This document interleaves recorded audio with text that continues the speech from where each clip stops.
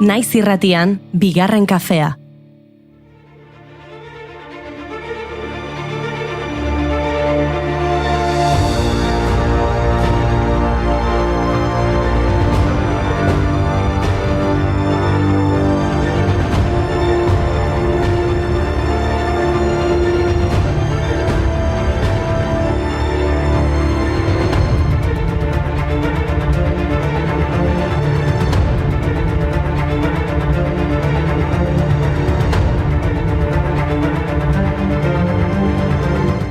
Egun guztioi, asteartea da martxoak 5, desintoxikazio digitalaren eguna, hala ere guk ez dugu egingo, eta gaurko saioa, beti bezala streaming bidez ere ikusteko aukera izango duzu, Eta nik ez nuke gaurko saioa galduko, koreografia hobetzen joan gara, Guapo etorri gara eta gonbidatu ezinobak dauzkagu, beraz, konektatu gurera. Goazen bada, gaurko eguneko efemeridekin. Ze pasa zen gaurko egunez? Venga, Goiuri, eman play. Venga.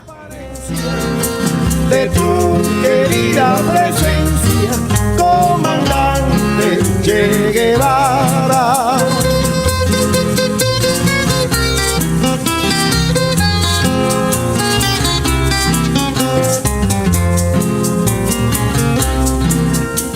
Aquí se queda la clara, la entrañable transparencia de tu querida presencia, comandante Che Guevara.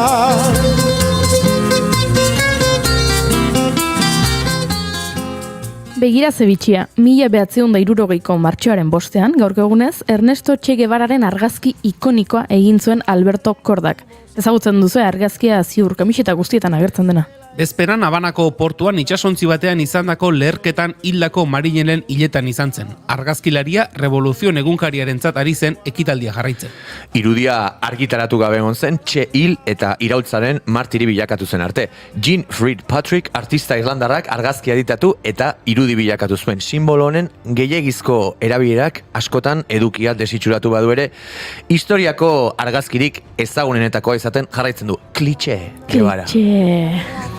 Como lo hiciste tratar, sin más que decir que aportar a la causa. Rosa Luxemburgo, Campo Amor, Vieja Amazona, Vestal Romana, sendero impío hacia la vida humana, Kenia, Cana, Sajo y Pati, Parque y Hatzepur. Yo invoco y Jateba, buscando una luz, buscando una luz, buscando una luz. Yo invoco y Jateba, buscando una luz, buscando una luz, buscando una luz. Yo invoco y Jateba. Gaurko egunez jaio zen Rosa Luxemburgo, poloniar teorgilari, marxista, filosofo ekonomialari, gerraren aurkako aktivista eta sozialista iraultzailea. Eta jakin bazikien, hainbeste borroketan aritzeak etxai asko agerraraziko zizkiola. Alemaniako militarrek atxilotu, torturatu eta hil egin zuten. Gorpua Berlineko Landwehr kanalera bota zuten. Egun, bere omenezko eskultura bat dago bertan. Hil aurreko egunean gutun bat idatzi zuen eta bertan iraultza lehenago edo beranduago gaienduko zela adierazi zuen. Bihar iraultza berriz ere zutituko da, burrunba eginez, eta aldarrikatuko du, zuei izu eraginez, trompeta soinuen artean. Izan nintzen, banaiz eta izango naiz. Toda la rosa de Luxemburgo. Estábamos todas cantando en la plaza del pueblo. Mario saca la guitarra y Andrea huele a beso. Irremediablemente azul se está tornando el cielo y nos queda cuerda y cuerda y cuerda para subir a verlo. Lo tuyo es mío, lo mío es nuestro. Hacemos un huerto de sueños, comiendo sueños, salvando el mundo. Toda la rosa de Luxemburgo. Toda la rosa de Luxemburgo. Emakume batetik, bestera, gaurko egunez hil zen Ana Akhmatova, errusiar poeta izan zen 20. mendeko Errusiako poetarik gaienetako bat hain zuzen ere. 1965 eta 1966 literaturako Nobel sarirako proposatu zuten, baina ez zuen saria jaso. Eta idazle batetik bestera, gaurko egunez jaio zen Angel Lertxundi, euskal idazlea. Literaturaren alor guztiak jorratu ditu, eleberri eta ipuinetatik hasi eta itzulpen eta saiakerara, haur eta gazte literatura ahaztu gabe. Zineman ere murgildu da, 16. aidanez eta kareletik filmak zuzendu baitzituen. Euskal idazle oparonetariko da Lertxundi. 2017an hitz beste liburu argitaratu zuen, berria egunkarirako 14 urtetan ia egunero, astean 6 aldiz, idatzitako 4.000 zutabeen antologia. Ispilu parean, arro irrie itean, eme oldarkorretan negarrari, beldurrik ez dioten gizonetan, karminezko espainetan, txiste txarrenek erantzun dituzten.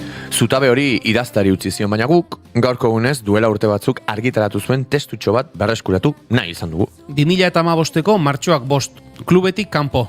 Idazleak ugaritu dira, baina irakurleak gastatu. Gero eta sarriago entzuten den kontua da. Idatzi nahi duen gero eta jende gehiago dago, baina irakurtzeko prest dagoenik gero eta gutxiago. Horrek esan nahiko luke idazleok ere bazkide izateari uzten ari garela irakurleen klubean. Bai, bale, baina zergatik eduki beharko genuke motiboren bat irakurtzen ez duen idazle baten testuak irakurtzeko? Angel Lertxundi ordea irakurlea da, hori nabaria da. Eta guk beraz, baditugu mina motibo bere testuak irakurtzeko. Zorionak, Angel edo, zorionak, handu. Landen lurrinak zeharkatuz, ita zoroit ta iganauk,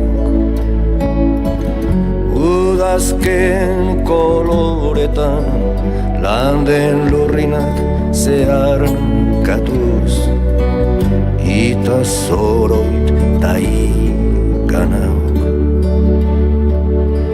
Zuaitz biluziaren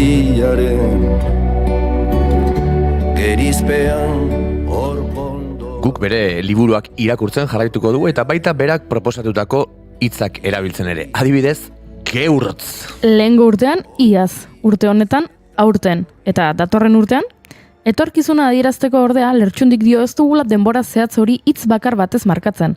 Iaz aurten eta datorren urtea, hurrengo urtea edo heldu den urtea esplikatiboak baliatzen ditugu. Horregatik, berak geurtz proposatzen zuen. Geurtz Juan Luis Zabalaren poema batetik hartutako hitza da, baina Angelek hala badio, hitza erabiltzen hasi beharko gara. Esango nuke. Artean, irrifare konplize bat, hitz joko basati bati. Nire izanik ez karteletan, nire izanik ez papeletan, ta esan dezagun argi, ez zarela behar beste egiten ari. Ez esan baiet, ez esan baiet, ez esan baiet, legedi berriak idatzi. Hala ere, ez iaz eta ez geurtz. Guk urte batzuk atzera egingo dugu. 2016ko uztailaren 7 hain zuzen ere. Orduan gertatu baitzen La Manada kasua bezala ezagutzen dena. Netflixek No está sola, la lucha contra la manada dokumentala egin berri du. Almudena Carracedo eta Robert Baarekek zuzendu dute eta Natalia de Molina eta Carolina Juste aktorek hartu dute parte narrazioan. Arkakusok hortaz hitz egingo digu, baina beste hainbat gai ere aipatuko ditugu hala nola herrietako kaleen izendegia. Epa. Hiltzen naizenean egonen da nire lauzaren gainean izkribu hau.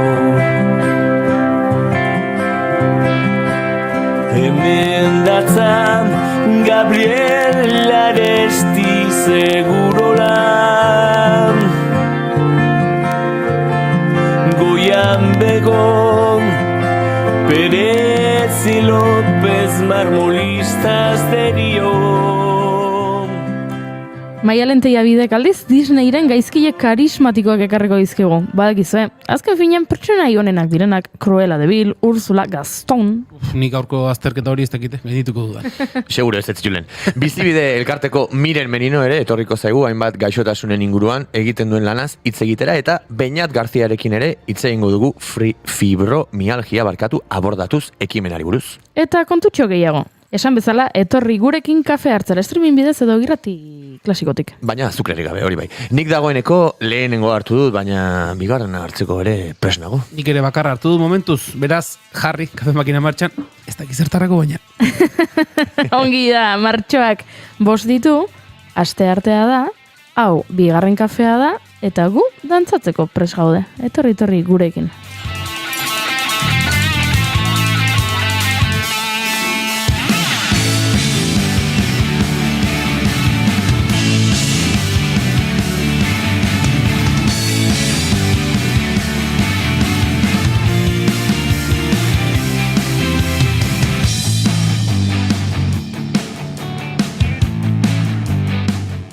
Zuekin, Julen Goikoetxea Orbegozo, egunon. Aita zuei ere. Idolo. Zuekin, Gartxotun zein letona. Oli, ekipo gaixo denoi. Egunon. Egunon.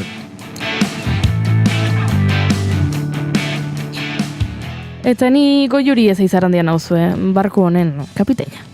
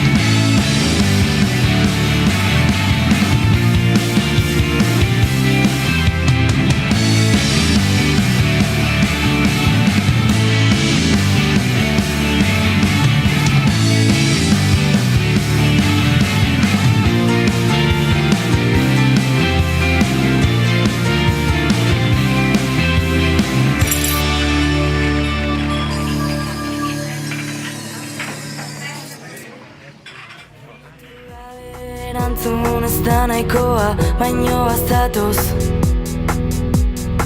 Bertsio asko den aldatu ni ere bai, bat gehiago. Egunero pixka bat aztu igande hontan, bizi osorako.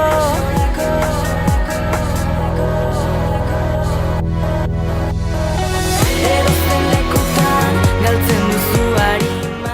Esan bezala egunon guztioi, hau bigarren kafea da. Bigarren kafearen 7 eta 38 saioa, martxoak 5 ditu, goizak 10 eta 18 oraintxe bertan, eta gu hementxe gaude gure maite dutak zuekin elkarbanatzeko prest, eta zuenak irakurtzeko prest, txatean irakurri bai ditugu batzuk. Julen, Zer? zu hasiko zara? Bueno, zara meio? Bueno, ez, Ez baduzu nahi, Gartxot. Beti berdin. Nik ere prest daukate. Beraz? Biego bat esango dugu. Ez. Estandako guztia lokaztu zonbate bai, zut nahiago. Orduan gorkaren irakurriko dut. Venga. Bere maite duta da lagunak aktore lanetan ikustea. Egun hauetan Eneko Gutiérrez magoa, guk hemen bigarren kafean elkarrizketatu duguna, Nina filman azalduko delako, eta horri grabatzen ari omen dira, eta haze poza ematen didana. Ze poza aktore lanetan ikustea Eneko, baina ze poza baita ere bere ingurukoak postea, beraren gatik. Bai, egia esan bai.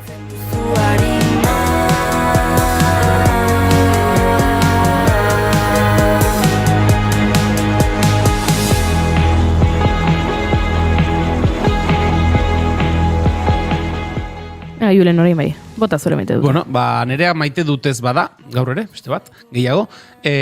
Atzo, uste dut Herriberrin izan zela Nafarroan, Euroeskualdearen bilera bat egin zuten, mentxe, Ego Euskal Herriko, Iparraldeko Akitaniako agintariak elkartzen dira bertan, eta badakizue azken asteetan, nekazariak erari direla protestak egiten, eta ekitaldi horren bueltan, Maria Txibite Nafarroako lehendakaria bertara iritsi zenean, txistuka eta irainekin hartu zuten, puta deitu zioten, nekazarietako batzuk, eta Maria Txibitek adierazpen batzuk egin zituen bertan, eta esan zuen, ez dela bidezkoa edo ez duela lekurik presidente bati puta deitzea.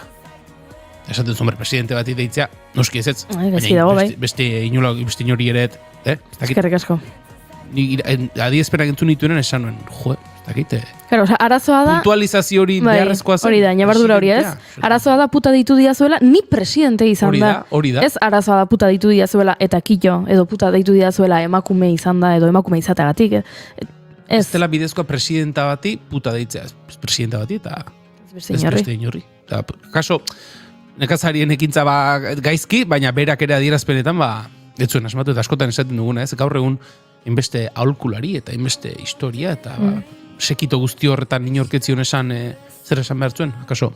Ez baina, dena gaizki atzo. Hau ote da behingoz, merezi dezuna. Hau ote da behingoz, esan nahi dezuna. Eta zer maite du Gartxotek edo zer ez du maite Gartxotek? Bueno, nik ez ditut gauza asko maite, baina gaur maite dut baten alde egingo dut, pixka bat ere animoak altxatzeko. Izenik esan gabe, aipatuko dut azken egunotan ordezkapen bat egiten nahi nezela, eta oso ume txikiei gitarra erakusten eskola batean, eta maite dut nola, baitek pixkat esperantza balima deitza indartu didaten. Azalduko naiz. Bueno, gaur egun batez ere gaztengan nahiko nabaria da, ez dakit, garaiaren, abiaduraren, inertziaren, merkatuaren, deitu jozuen nahi dezuen bezala, baina horren eragina ez, eta ilusio asko egiten dit, 7 eta 8 urteko zenbait umek, gainera beti da gurasoen eragin zuzenagatik, badutenean ez dakit, iraganeko musika entzuteko joera hori.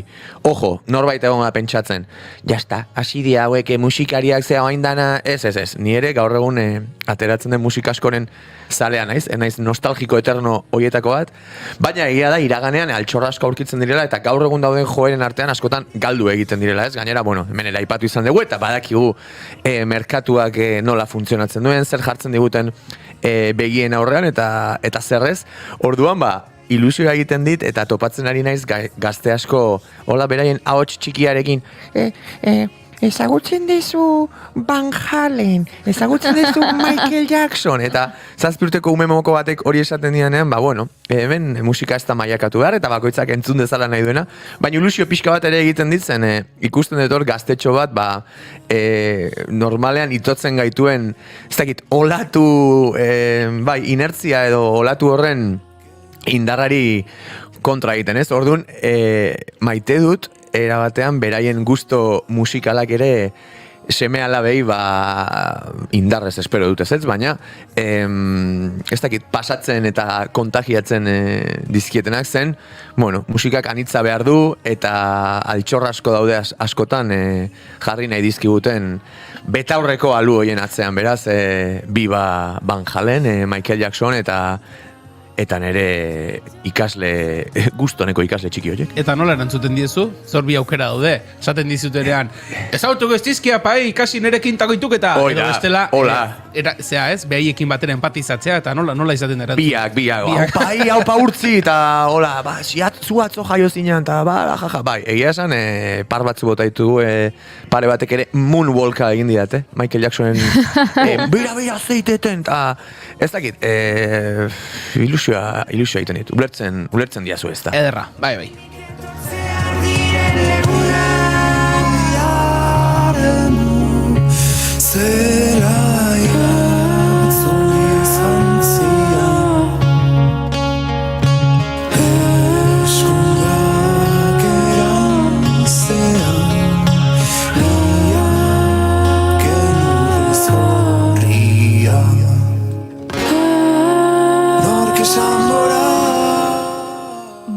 Hildo beretik doan ere maite duta.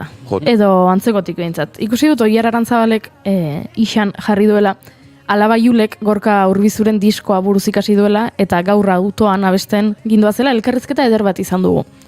Aita, eskerrak altabozak dauzkagula, bestela ezingo genuke musika entzun. Aitak erantzun, kaskoekin. Eta alabak, baina denok kaskoekin ezin da. Eta orduan aitak esan dio, Jule, eskarrak norbaitek altabozak asmatu zituen ez da? Eta alabak, zaila da altabozak egitea, zuloak egin behar dira musika ateratzen den lekuraino, eta gero pintatu eta pintura zuloetatik sartzen da. Eta oso polita iruditu zait, imaginatzea badagoela nunbait lurrazpian musika gordetzen den lekua, eta zuloak egiten ditugula leku horretara iristeko, baina badagoela, eta orduan egun batean nahi balin badezu juntzaitezkela zu pala batekin, eta lurratera musika dagoen lekuraino iritsi arte, eta oso polita iruditu zait, eta hori ere maite dut. Oso polita da, umen mundua ulertzeko modua. Onena. Nirekin diardu besterik ez, besterik ez, besterik Bide batez koreografian 11,8ko nota jarri digute. Ojo. Ongi estilo librean eta Julen gogo askokin eginda. Gatxot eta Goiuri ere ongi gogoekin eta ondo ejekutatuta. Beraz, profesionaletik Julen aipatu dute, gertu ala gaude. ere lehenago, Zer esan diote? Ez, zuk esan dezuna. ez, bai, Gero ba. Gatxotetako Juri ere ongi. Ez, bai, hemen garrantzitsuna Julen da, bai. Zalpek ordu asko daude, entrenamendu asko, ispilu aurrean ordu asko, zalantza asko, gabeziak estaltzeko behar hori, hemen. Prentxaurreko bat egingo dugu, egun hauetako batean. Kirolarik egiten duten bezala horrela partidoa irabazi ondoren. Azuk koreografiarekin. Handik ez du irabazi, horrendik... 11,8 ez alda bai irabaztea. Zenbatetik da hori?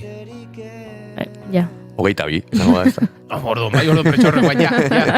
Indiok erri esan behar diguna da, berak nota jartzen digu, egunero baloratzen digu, animoak ematen dizkigu, bere bideo bat koreografia egiten ere eskertuko nuke. Esango nuke. Hori da.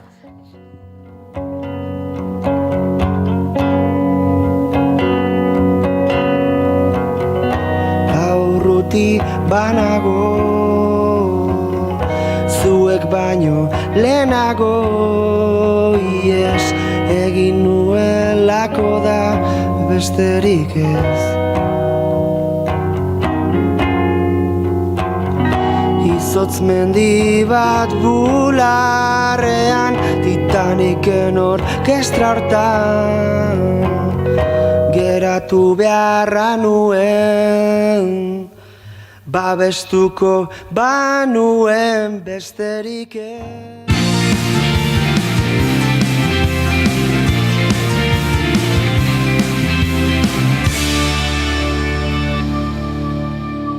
Emaiozu bigarren aukera bat egunari.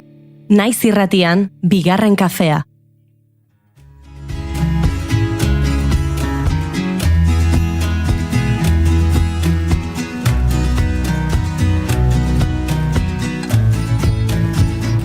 Que tiemble el Estado, los cielos, las calles, que teman los jueces y los judiciales.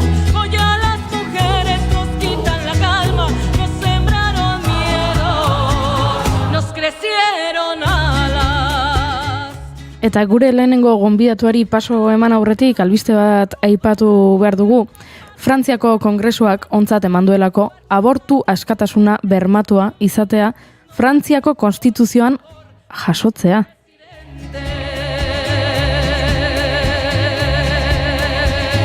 Por todas las compas marchando en Reforma, por todas las morras peleando en Sonora, por las compas... Duela 50 urte onartu zuten abortu eskubidea Frantzian Simone Veil politikari ezagunaren izena zekarren legearen bidez, duela aste batzuk aipatu genuen hemen bigarren kafean, eta saiakera baten baino gehiagoren ondoren duela urtebete Frantziako senatuak abortua konstituzioan sartu eta finkatzeko testu bat bozkatu zuen. El feminicida. Yo todo lo incendio, yo todo lo rompo. Si un día algún fulano te apaga los ojos, ya nada me calla, ya todo me sobra. Si tocan a una. Azkenean, bi ganberetan bozkatu da eta artikulu bakarreko legetestuak hala dio. Haurdunaldia norbere borondatez eteteko, emakumeak daukan askatasun bermatua betetzeko baldintzak finkatzen ditu lege honek. Soy la niña que subiste por la fuerza. Soy la madre que ahora llora por sus muertas. Astelen arratsaldean, hau da, atzo bertan bozkatu zuten Frantziako Asambleako eta Senatuko parlamentariek 780 bozkatu zuten eta horietatik 580 izan dira aldeko botoa eman dutenak. Zer esan nahi du honek? Ba bueno, hau konstituzioan jasotzen duen munduko lehen herrialdea dela Frantzia. Cantamos sin miedo, pedimos justicia, gritamos por cada desaparecida. Que retumbe fuerte, nos queremos vivas, que caiga con fuerza el feminicida.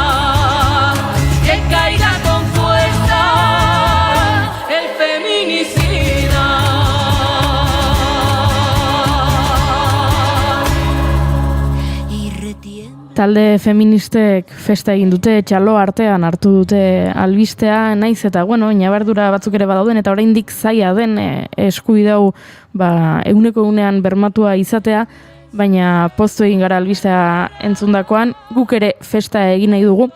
Eta kontrara aipatuko dugu, feministok festara deitzen dugun bitartean, Vatikanoak baraualdira eta otoitz egitera deitu duela, ez daudelako oso ados, eta nik esan nahi nizuen, ez dakit, Julen ez dakit gartxot, bi gauza horiek jarrita alderatuta zen nahiago dezuen, festa eta feminismoa edo baraualdia eta otoitza.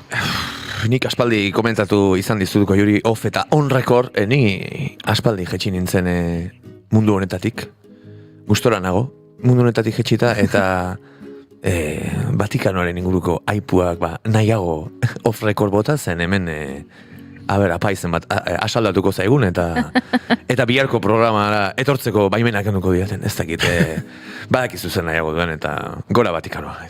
Eta gora borroka feminista. Era un violador cualquiera, tenía por delante toda una vida de alegrías y penas y libertad sexual, pero no calculó, nunca pensó que un día una mujer sobreviviera a su agresión, dejase de ser víctima tomando la cerilla y el bidón. No esperaba su venganza y se quemó, se quemó, Babsu Bari Bari se quemó, Babsu Bari Bari se quemó, Babsu Bari Bari se quemó,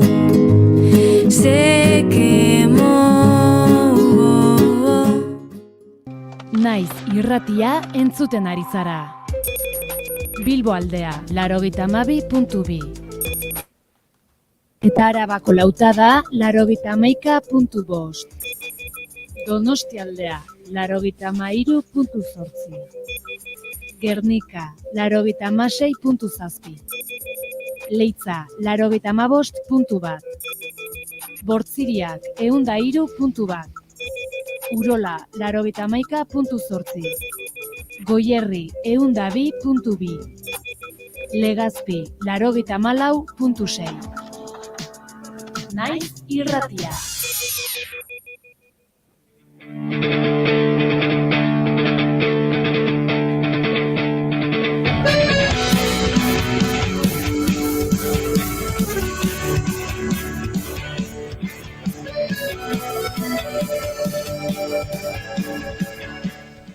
Egunon, Arkakuso, zer moduz zaude?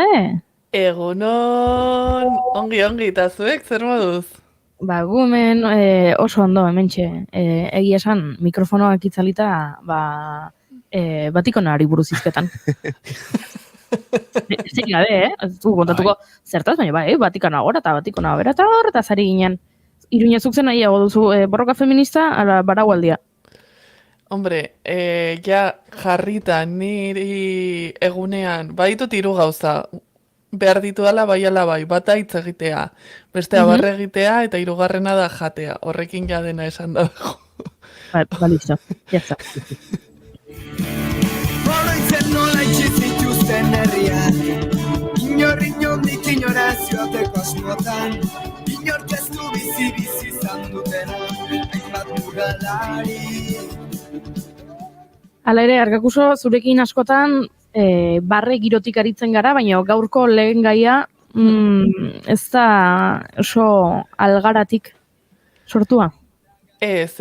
Bueno, hasieran aipatu duzuen bezala, ostiralean Netflix plataforman No está sola la lucha contra la manada dokumentala aurkeztu zuten edo estreinatu zuten, eta nik ostiralean bertan ikusi nuen, ze azkenean oso hurbiletik tokatzen zaidan gauza da, Iruñean bertan San Ferminetan gertatutako gertaera bat delako, eta azkenean horrek eragin zuzena izan zuen Iruña eta Iruñerriko herritarrongan bereziki eman zen erantzunaren gatik, ez? Eta orduan, nik badakizuen bezala urte honetako nire erronka da igandero bideo bat igotzea YouTubeko kanalera, pues horren inguruan hitz egin nuen. Eta hemen zuekin ere partekatu nahi nuen, ezakit zuek ikusi duzuen, ikusteko aukera izan duzuen edo ez. Ez? Nik oraindik ez dut ikusi. Jendeak aipatu dit, egia da, duela urtebete pasako zen, ez dakit, baina duela hilabete batzuk ere Kotek abezu hori buruzko dokumentala ere argitaratu zutela, eta jendeak bietaz hitz egin didala, alderatu egin dizkit, eta iruzkin asko jaso ditut, baina oraindik nik ez dut ikusi. Beraz, lehen dingo galdera, gomendagarria da? Bai, gomendagarria da eta zergatik. Azteko irakurri dudanaren gatik, San Ferminetako bortxaketaren biktima dekin harremanetan jarri ziren esateko dokumentala grabatzen ari zirela, eta bera pixkat aldendu eginda. Jakiteko ze badakit TikToken eta horrela eztabaida sortu dela horren inguruan. Orduan, nik uste dut oso garrantzitsua dela dokumental hau egotea protagonista jartzen duelako gertatutakoan. Gertakizunetan eta nola jarraitu zuen. Orduan, nire ustez, guai dago ze ez da exposeatzen nola baita esatearen biktima ez da berriz biktimaren gainean karga guztia jartzen, osea, bitan jasan izan duena ez, lehenengoa bortxatua izategatik eta bigarrena epaiketaren bueltan gertatu zen guztiaren gatik. Orduan, dokumental honetan aurkituko duguna izango dira gertakariak. Gertakariak kontatzen dira biktimak, ze pluralean dago, epaiketetan emandako testigantzan oinarrituta edo testigantza jarraituz. Orduan, bertan badaude Natalia de Molina dela San Ferminetako kasuaren biktimari testigantzari ahotsa jartzen diona, eta Carolina Juste aktorea ere hau Pozo Blancoko kasuko neskaren testigantzari ahotsa jartzen dizkiona. Orduan, badugu nola baiteko narrazio bat, ez? Hilo konduktore bat, eta gero agertzen dira bertan, momentu ezberdinetan parte hartu zuten pertsonak, izan lehenengo atenditu zuen udaltzaina. Gero foruzaingoa azaltzen duten nola egin zuten bilaketa, ze pentsa San Ferminetan txuriz eta gorriz zenbat pertsona daude, eta gainera momentu batean, ja dela gaua goiza, entzierroa, eta gero nola handikan hilabeteetara ere egin zen nola azaldu zen bideoa, ez, Pozo Blancoko bideoa nola kotejatu zuten, eta baita fiskala, Iruñeko udaletxeko abokatua, baita Asiron berak, que por cierto, sartu naiz Wikipedian, ikusteko ea zer jartzen zuen, eta jartzen du, agertzen dela Enrique Maia, eta ez da Enrique Maia, da Joseba Asiron. Bai, hori gauza pixkat anekdotiko bezala, eta gero ere agertzen dira, pixkat ja, Nafarrotik edo Euskal Herritik kanpora joan da, Anarrekena kazetaria, eta gero uste dut ere Madrilgo lehenengo mobilizazio hori bukatu zela superjendetsua izaten konbokatu zuen neska. Eta orduan oso interesgarria da, horretaz gain ez delako esan dudan bezala bakarrik kasu honetan zentratzen. Hau da, eskusa, ez, aitzakia. Gero ere lotzen da, aipatzen da Pozo Blancokoa, ez, ulertzeko azkenean, nola zen tipo hauen funtzionatzeko modua. Eta gero ere, eta hau iruditzen zait dela ezinbestekoa eta zergatik ere gustatu zaidan, bi gauza. Ere aipatzen dira beste hilketa matxista edo horrelako eman zaien mediatizazioa eta mediatizatutako kasuak, pues Marta del Castillo, Diana Kerr, eta nola ez, Nagore Lafagen kasua, de hecho, Asun Casasola Nagoreren ama ere agertzen da. Eta gero, bigarren gauza asko gustatu zaidana, izan da, ematen zaiola espazioa Iruñeko mugimendu feministari. Azaltzeko nola izan zen erantzun hori eta nola izan ziren ordu horiek, ez? Erantzun agian herritarrago batetik, eta hemen kokatua. Eta badago gauza bat, ez zaidana gustatu. Ara? Eta zer da? Dela, Iruñean gertatutako gertaera bat izan da, ez dagoela, ja ez euskeraz bikoiztua. Ez dagoela sikera euskeraz azpi idatzita. Bai, batu duzunarekin, bai, iztu zait gogoa, ikusteko dokumentala, aitortu behar dut en el nombre de ellas, Kote Cabezudoren kasuarena ez zitzaidala bat ere gustatu, ez zitzaidan ikuspuntua gustatu, enfokea gustatu, eta orduan pixka bat kezkatuta nengoela dokumental honekin baita ere. Ze uste dut beharrezkoak direla gai honi buruzko dokumentalak, baina askotan nondik egiten diren zalantzan jartzen dut eta batzuetan kalte gehiago egiten dutela iruditzen zait. Egia da, esaten badiazu espazioa eman diotela Iruñeko mugimendu feministari Ana Rekena agertzen dela. Ana Rekenarekin edukiko dute entzule batzuk, desadostasunak gai batzuetan edo besteetan, baina bueno, feminismoan jantzia den pertsona bada, beraz horrek ere ematen dit niri konfiantza, eta horrela aipatu dituzun zantzu horiekin, ikusiko dut bai, zaila da, nik ulertzen dut zaila dela egitea horrelako gehi buruzko ikusentzunezkoak, baina uste dut badaudela adituak eta ja urteak direla, gomendioak eta egiten direla, ez, edabideetan nola tratatu gaiak, eta horrelakoak beraz, iruditzen zait, saiakera politikak egin daitezkela, eta ikusi gabe ezin epaitu, no ez da sola, baina ikusiko dut.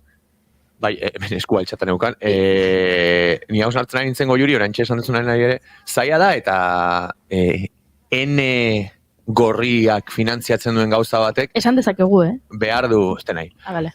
Gratis da berentzako publizitatea, eta N gorria finantziatzen duen zerbait, gustatuko zaigu edo etxe gustatuko, baina izan behar du ere aipatzen zenuen, eta normalean faltan botatzen den ertz hori bilatuko ez duen zerbait. Hau da, nola izango da Netflixeko dokumental bat apurtzaia, oso zaila da, niretzako bi gauza kontraesankor dira. Ofrekor ere musikaren inguruan hitz egiten genuen bezala, eukiko ditu bere ertzak, eta noski egon bar dela, eta interesgarria dela, baina Koterean nik ere ikusi nuen, eta beti geratuko da masarentzako egindako estetika horretan batzutan ere bai, ez? Eta tristea da, baina horrela, ziurrenik ertzean egongo dira horrelako gaiak modu eraikitzailean lantzen dituzten ikusentzunezkoak. Baina zeinek ikusten ditu horiek? Zeinek entzuten ditu gauza horiek? Hemen kontsumitzen dugu bakarrik parean jartzen zaiguna, gaur egun gehien kontsumitzen den streaming plataforman. Orduan, nik ikusiko dut, baina bai, betiko joera da, eta tristea da. Ikusi gabe ja, pentsatu dezaket, gauza askotan geratuko dela beti faltan botatzen dugun azkeneko pausu eta jantzia nivel hori eman gabez, eta tristea da, baina ala funtzionatzen du merkatuak. Baina nik ez dut eskatzen apurtzaia izatea. Nik bai, eta gure ez dut eskatzen apurtzaia izatea, ez masarentzate egina hori, ez naiz horretaz kexatuko, ez dut behar zerbait apurtzaia edo ez dakit izango balitz hobe. Baina ez da hori eskatzen dudana da ez da dila izan dokumental bat berez biktimei aitortza eman behar diena, eta gero izatea 3 minuturo aipatzea titiburuak nola laztantzen zizkion erasotzaileak biktimari, eta ez historiarako garrantzitsua delako datu hori behin eta berriz aipatzea, baizik eta morbotik eginda dagoelako. Orduan, ja maila horretan nago, ja ni sikiera ez dut behar apurtzaile izatea, begirunea edukitzea eta errespetutik eginda egotea, hor jartzen dut maila. Bai, baina hori izan nahi nuen. Azkenean begirunea eta respetua baino gehiago horrelako gigante batek beti nahiko du morboa saldu, jaipa saldu, eta inkluso polemikoa den zerbait sortu, azkenean horren bueltan ikusleak sortzeko. Ez ni pixkat hortan pentsatzen ari nintzen, eta ez nahi hemen hater bat, baino N gorria ikusten dudanean, ja beti da,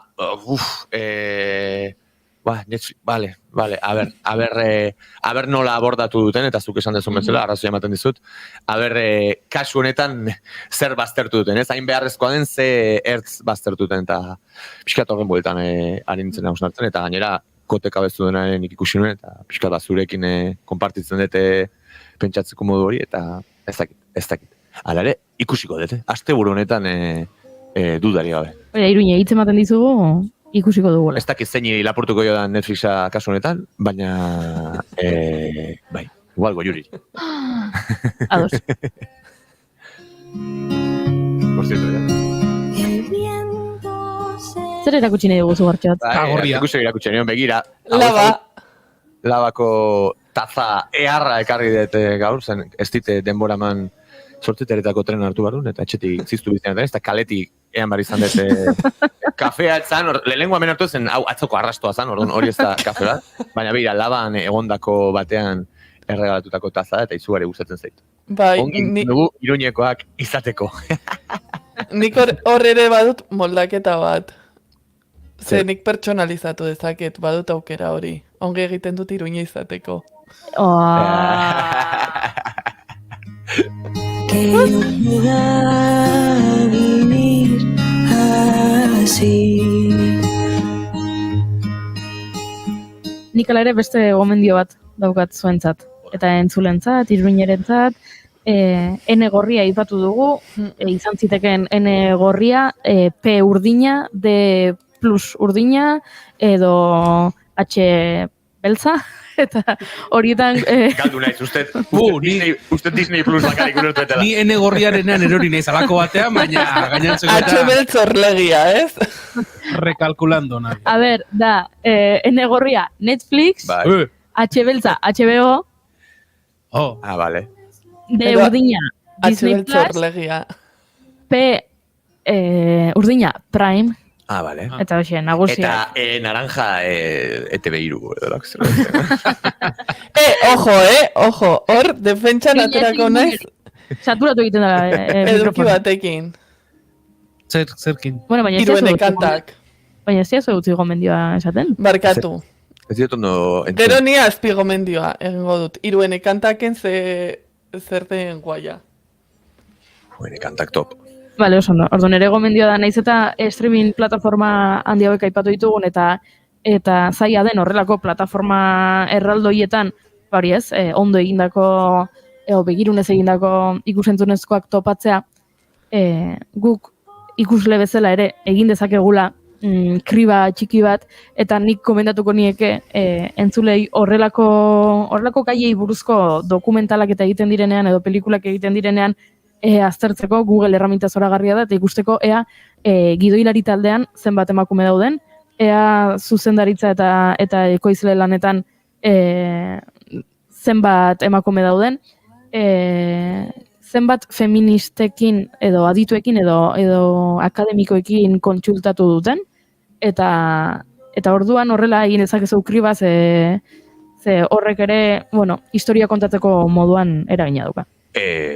Superados nago goiuri, eta gainera hau ere bada asko pentsatzen duan gauza bat, beti eduki sortzaiei, artistei, produktorei, eta begiradaiei zuzentzen digu, baina nik ere askotan esandako gauza bada, eta orain esan dezunarekin superados, entzulea da, ikuslea da, klabea duena, eta gauzak alda daitezen ere, esango nuke erantzunkizun haundiena entzuleak eta ikusleak duela zen interes berezi bat, merkantia duen horren erantzun kizuna aldatze ari zai balin magaude, ezin da. Osa, gu izan behar gera, aipatu ezun bezala, galbae txiki horiek jarri behar ditugunak gure bizitzan, eta begirada eta belarria nun kokatu nahi dugun erabaki behar dugunok.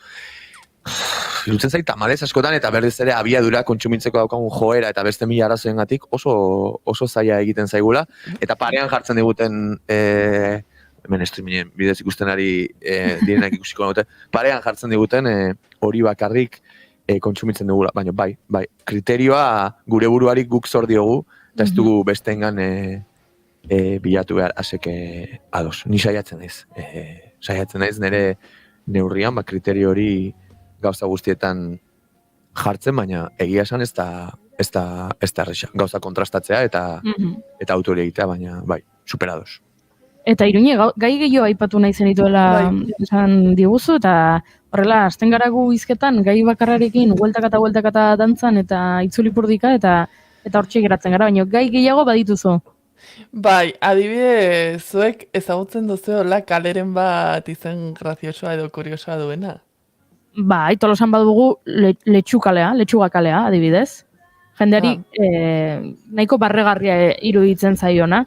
Ni ohituta nago, eta orduan, ez zita inbesteko grazia egiten, baina kanpoko norbait etortzen den bakoitzan, Tolosa ezagutzen ez duen norbait ezagutzen den bakoitzan, eta esaten badiogu, hau letxu kalea da, esaten dut, zer? Tonto kalea daukagu. Tonto kalea? Bai. Baina, ofizialki hori da izena, ze Tolosan ere tonto kale bat badago, baina ofizialki ez da bere izena. Tonto kalea. Tonto kalea da? Bai. Google Mapsen tonto kalea jartzen duzuta eramaten zaitu? Bai. A ber, frogatuko dugu. Eta zergatia? Izen horren zergatia? Izan delako leku bat, jendea hor elkartzen zen, garai batean esaten dute, lehenago ere bai, baina 80. hamarkadan eta langabezi desentea eta egontzen garaian, herriko gazteak eta lanik gabezi duenak eta hor elkartzen zirela. Lehenagotik ere tontokal izena zuen, izan delako herriko, ez tegu, alegi ez da hundia, ez tegu zongo erdigunea, alegin dena da erdigunea, kasi. Baina hortxe, plaza inguruan eta tabernak ere inguru horretan daude, eta sortzen dira, herrietan, hausaz edo kasualitatez jende elkartzen den puntuak, eta hortxe, egia da, garai batean ere, trafiko gehiena ere herri barruti pasatzen zela, eta saltokiak ere hor zeuden, eta hor daude, eta orduan tontokalea, herriko puntu neuralgikoa. Downtown alegi. Eta da hor tontokalen harri bat, Euskal Ozeban milaka pertsona eseri direna berden, ja gazta eginda dagoena, tontokaleko harria deitzen diogu, eta hori da herrian, gauza kontrolatzeko, puntu estrategiko, horre eserita jartzen dena, horre eserita herrian historia hundia duen jendea. Ez dindu, edo nork eseri. Horregatik aldera hori, nire? Kontua da, ezakitzuek Tenerifen egon zareten. Ni oso gaztetan. Ni ez. Bueno, badago herri bat deitzen dela Takoronte, eta bertan bertako ardoa da oso famatua. Eta badago normal, bertako ardoa oso famatua bada, ardoa egiteko fabrikatxoa, bodega, ez? Upategiak, bai. Bai, pues kale berean, bestaldean, dago Coca-Colaren fabrika. Orduan, hasi zen bat, sare sozialetatik bromaka Kalimotxoaren kalea. Pues ofizialki jarri dute. Kalle Kalimotxo, C eta CH-rekin, baina behan jartzen du Kalimotxo, K eta T-ixarekin. Osea, bertan dago, Elebitan eta Iruñean ez daude Elebitan. Eta Tenerifen bai. Tenerifeko euskera saia lanean gogor eta fin. Kalimotxo kalea, gustatzen zait izena? Bai, ni Kalimotxoa, baina bai, aproposa. Ze indar lortu duen sare sozialetan ateratzen diren proiektu txiki horiek, ez? Jode. Badago, Benidorren la calle del coño dago. Bai. Zaten dute dela euskaldunak juten direlako kalortara, ze tabernak, euskaldunen tabernak eta handaude, eta pintxoak eta saltzen dituzte, eta orduan, kondeirak dio, calle del coño deitzen zaiola, ze han topatzen dira euskaldunak, eta orduan zaten dute, koño Mikel, ire hemen, koño Patxi, Enekin etxea zenunik Benidorren, koño, zure etorri zea eta hainbeste koño, ba, lakai del koño izena jarri diote. Beharra. Eta orduan Benidorreko izendegian, ja, lakai del koño. Iruñan badago izen berezi hola kurioso bat. Dagoela Aldezarrean katedraletik gertu, eta normalean dago itxita berja batekin, eta fondoan dago konbentoa. Eta deitzen da la calle Sal si puedes y entras y te dejan. Claro, beti dagoelako askotan itxita. Baina horrela ditzen da, Osea, tal cual. Baina, bueno, aipatu duzu Gartxot, sare sozialetan proiektu asko zabaltzen direla, edo behintzat gero egikaritzen direla, ba, bueno, bat, nahiko viralizatu dena izan da, nola egin zuk zerbait online eskatzen baldin baduzu balio duena, osea, garestia dena, inork ez lapurtzeko. Imaginatu, ez daudela etxean eta uzten dizutela atean. Vale? Bueno, pues, Isako erabiltzaile batek, edo Twitterreko erabiltzaile batek azaldu zuen, berak eskatzerakoan egiten duena da bidali opari bat izango balitz bezala. Orduan, irekitzerakoan, ba, lapurtzen duenak ikusiko du mezu bat. Berak idatzitakoa. Eta mezuan esaten zion gutxi gora bera, txapeldun, sentitzen dut zure hamster gogokoenari gertatutakoa, hemen duzu opari txiki bat, zure irribarrea bueltatzea egingo dizuna. Eta jak horrela egiten du ez. Ez egitu lertu dudan. Hau da, zuk ekiditeko, zure bizilagunak, zure paketeak lapurtzea, mezu bat, osea, zuk erosten duzunean zerbait online, batzutan kutxatxo bat agertzen da, ez? Oparitarako nahi dut. Edo ez, gero jartzen duzu, bai, oparitarako eta mezu hau gehitu. Bai, eta hor mezuan jartzen du, en plan, pues, norbait edo bere inguruko den bat zendu dela, eta ba, opari hori, osea, sentitzen duela, eta opari hori bidaltzen diola ba, alaitzeko. Ez dakit oso ideia hona dene. Alkak oso. Decepzionatu nahu, ideia honek. Pentsatzen nuen, barrez hasi zara kontatzerako, eta pentsatzen nuen graziosoagoa izango zela, eta pixkat decepzionatuta nago. Hombre, baina zu, imaginatu, joaten zarela lapurtzera irekitzen duzu hori, eta esaten duzu, ai, pobreziki. Bueno, lapurtu balin baduzu, ja, empatia falta baduzu, ze lapurtu diozu pakete bat, orduan... Kakusu nahi du siniztu lapurren pertsona honak direla. Ez dakit, lehenengo kolpean akaso ez, baina behin irekita ba lapurtxariekin eta behin irekita eta horrelako mezu bat aurkituta ba ez dakite. Zea hori etorriko ote zaien eta ba lapurreta atzera botako duten, baina ez, mundua krudelagoa da, Arkakuso. Eta lapurra daude edo. Ez esan hori. Ez zer pasatzen Arkakuso, eskerrik asko. Gaur gurera etortzeagatik, gai oso on batek hartzeagatik, dela no estar sola. Gai erdik purdiko batek hartzeagatik, dela kaleen izendegiena. Erdibidekoa? Oso...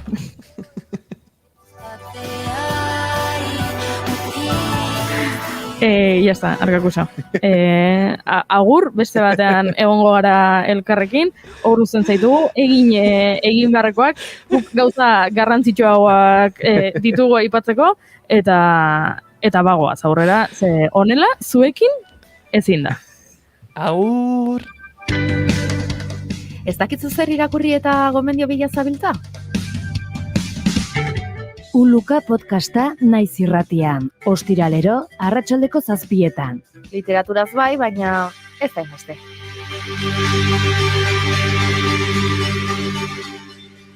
Eta 11ak puntu-puntuan dira, beraz, esan bezala gai seriagoetan, naiz irratiko estudio zentraletatik Jon Telleria Barrena egunon. Kaixo egunon daizuela guztioi, Gasteiza begira gaude, Arabako nekazariek protestekin jarraitzea erabaki dutelako instituzioen erantzun faltaren aurrean diote, astearte, asteazken eta ostegun honetan deitu dituzte mobilizazioak, hauxe, jaso berri dugun soinua. Lakua parean dira traktoreak errepidean bueltaka Jaurlaritzaren inguru horretan bostak bitartean ibili asmo dute eta gaua ere bertan pasako omen dute hurrengo egunetan ere protestak mantenduko dituzte. Ostegunean espero dute bilera egitea Jaurlaritzarekin. Oraingoz instituzionaletik ez dela erantzun baikorrik izan euren eskariei salatu dute Arabako nekazarien ordezkariek. EH Bilduk martxoaren 8 mugimendu feminista deitu dituen ekimenetan parte hartzeko deia egin du, bere aldetik gobernantza feminista erdigunera ekartzeko konpromisoa ere hartu du. Oian Etxebarrieta legebiltzarkidea. Martxoaren 8 emakume langileon nazioarteko egunean kaleak hartzeko momentua da. Azaroko greban mugimendu feministak zaintza sistema publiko eta komunitario baten beharra erdigunean jarri zuela gogoratu du Etxebarrietak eta horretarako gauzak egiteko moduan ere aldaketa behar dela. Dio mobilizatzera deitzarekin bat EH Bilduk dagokion ardura hartuko duela berretsi du Etxebarrietak. Konpromisoa hartzen dugu egiteko moduetan ere bai eraldaketa ekartzeko gobernantza feminista, bai da, erdigunera eraman nahi duguna. Errepidei dagokionez, Getaria eta Zarautz arteko errepideak ezke iturri urrengo asteetan itxite izango baita, gutxienez 3 asteko lanak iragarri ditu Foru Aldundiak, N634 errepidean ekaitzek 2 norabidetako errepideari egin diotela kalte dio Aldundiak eta kanpoko erraia sendotzeko lanek gutxienez 3 asteko iraupena izango dutela. Eguraldiak oztopo berririk eragin ezean, beti ere Emeagako saihesbidetik trafiko errazteko 15 tonatik gorako kamioiei bertatik igarotzeko debekua eragiten die. Getaria eta Zarautz arteko pasabide hauen inguruko azken orduko informazioa jasotzeko N634 Kosta izeneko Telegram kanala ere ireki du Foru Aldundiak. Besterik ez, gure aldetik naiz.eusen informazio eguneratua eta orain bigarren kafearen goxotasunean segitzeko gonbitea. Gero arte. Eskerrik asko Jon, guk aurrera jarraitu behar dugu musika munduan, badakizue asteartetan Maialen Tellabide etortzen dela eta azterketak egiten dizkigula, beraz, bagoaz musikarekin.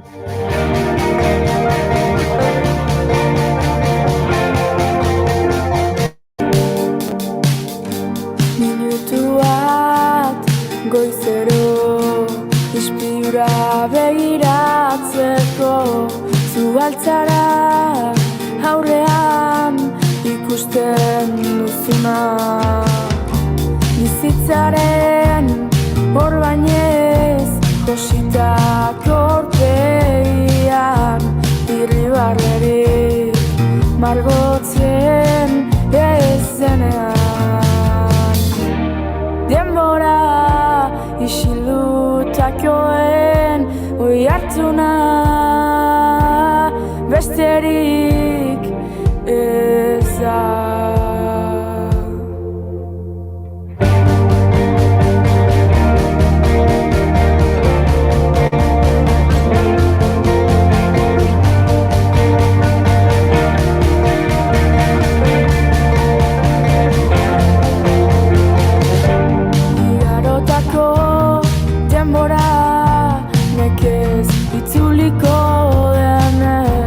Nostalgiaren aritik tiraka bizi gara. Eta jenirek dio nostalgiaren aritik tiraka bizi garela eta gaur pixkat nostalgiko jarriko gara Maialen Tellabiderekin, ze gure gazte garaietara joko dugu.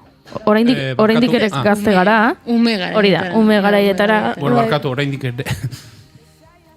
Zer? Ume garela oraindik ere. Ume ere, bai, atzo aipatu genuen, atzo Dona Epeien izinetu gure terapeuta emozionala etorri zen, eta berarekin aritu ginen, gure barneko aurra zaintzeaz, eta horren garrantziaz, eta aipatu genuen, gure lankide Mai Gorostiak beti esaten duela, berak ez duela esaten ume nintzenean edo nerabe nintzenean, kontsideratzen duelako gaur egun dela ume, gehi nerabe, gehi heldua, gehi zekizet, orduan nintzen hori, aditz hori ez zaiola gustatzen, eta pixkat horri heldu genioen, beraz, bale, umetxo batzuk gara, eta...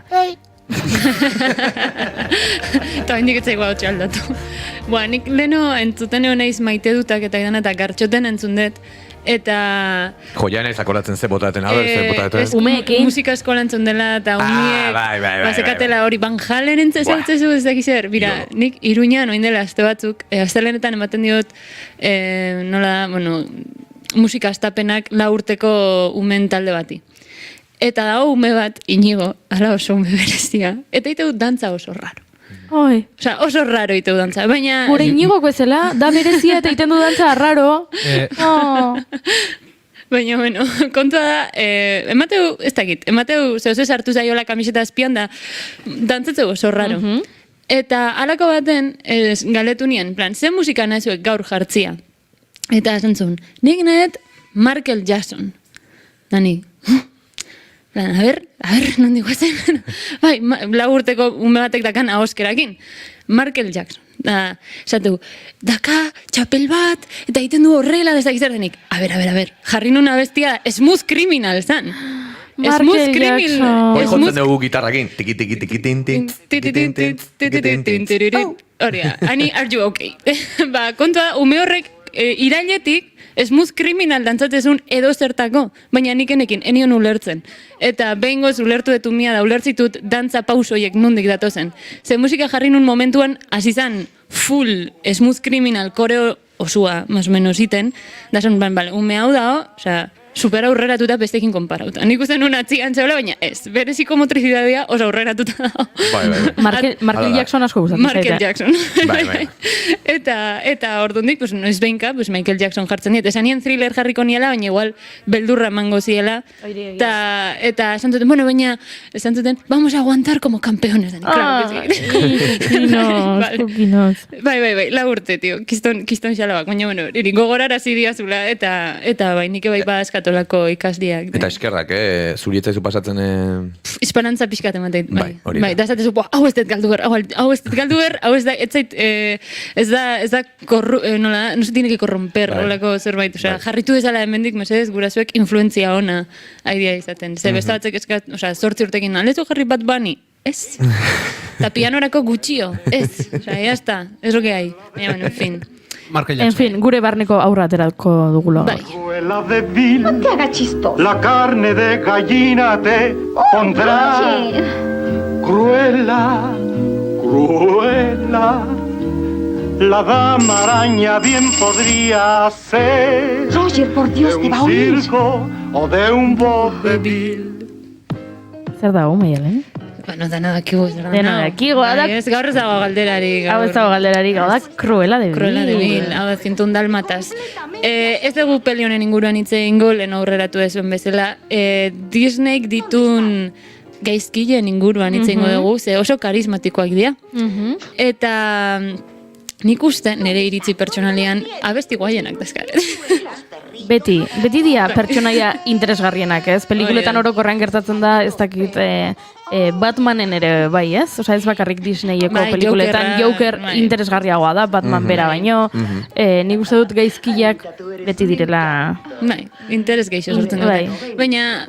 Claro, zeuko esan desun bezala, honi pixka testu ingurua eman bertzaio baita, baina, bueno, kontua da, Disneyk baditula zenbait patroi, zela da, gaizkileak irudikatzeko da presentatzeko, baina musikalki ere badaude patroi batzuk gaizkileak entzuteko.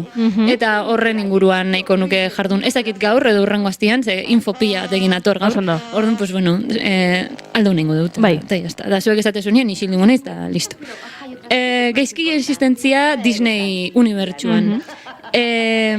Daude, nik zelkatuko nituzke 3 esparrutan. Lehenengo klasiko zarrenak daude, 60ko hamarkadakoa, 50ko hamarkadakoak eta hemen gaizkileak ez dauka nortasunik, ez dauka motivaziorik gaiztoa izatea baino geixo, eta gainera askotan emakumezkoak dira, otan esan berda, Bella Durmiente, Cenicienta, gauza hau edanak ez, bueno, Dumbo baita, eta hori nahiko pertsonai bidimensionalak dira, eta baitza da animazioen teknika faltagatik historio nahiko simpleak kontatu bertzean. Orduan etzeon, etzioten hainbeste garrantzi ematen, benetako Jesukriston argumentua garatzeari, ze, bueno, berez, gaizkilea bidimensionala baldin bada, protagonista ere, nahiko basic. Baina, bueno, ordian musika oso guapo da, baina ez daukate abesti propiorik gaizkileek. Xalagadu, la mentxikabu, la bibidi-bobidibu. Hori bada hon bezala, Malefikak ez dauka bereak abesten duna bestia, baina badauka bere tema, dala entzuten egian gauza siniestro hau.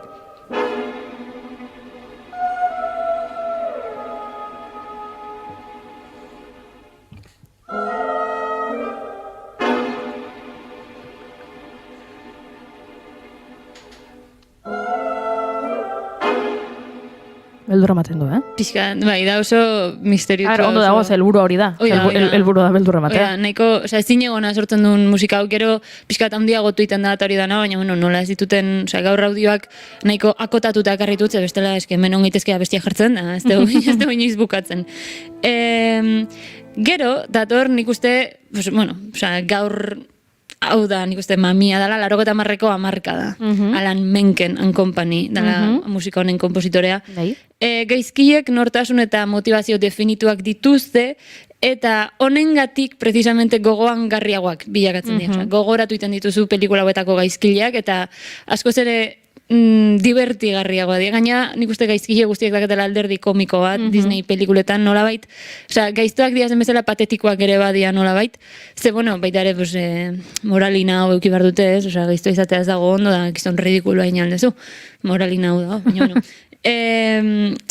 La Sirenita, El Rey León, Pocahontas, nola da, La Bella y la Bestia, Mulan, Aladdin, Bitxos, pila gustatzen zaitela peli hori.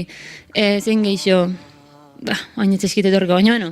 Hor daude, nik uste, 80ko hamarkadan urtero bat dau, basikamente, eta pelikulon, cada cual. Egia La Sirenita dela 88koa, uste, edo 89. Justu hor. Da 80ko multzora.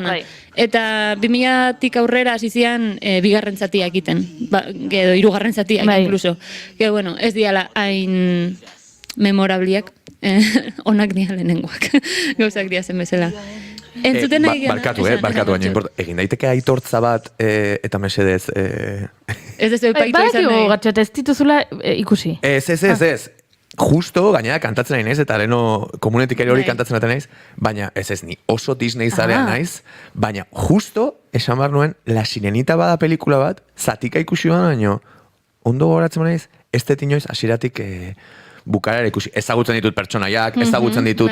Neri hori La Bella y la Bestia, nik ez dut osorik ikusi. Beste guztiak hasieratik bukarara ikusi, eta etxean, igual, garajean harakatutare, VHS batzuk aurkituko da. Baina, esan ere gehiago. La Sirenita da, hasieratik bukarara ikusi ez dudan, ze bat, eta ezagunenetarikoa da horregatik esaten nuen, bueno, ez nuela hemen zehari jaso, baina deno daukabolako bat, ez? Guztiz ikusi ez dugun bat. Adibidez, Anastasia, amaia honintzan galdetzen zen, eramak geixo gogoratzen du nire garai hau guztianik baino, eta zantziten, Anastasia zuk ikusi ezu 80.000 aldiz. Jo, pues ez dut gogoratzen ezer. Igual ere ikusi eta... Gizu Anastasia ez dela Disney. Ez da Disney Anastasia? Anastasia ez da Disney. Eta zer daba? Warner. Ai, bala letxe. Banekin. Nik usten un Disney princess bat zala? Ez da princesa bat.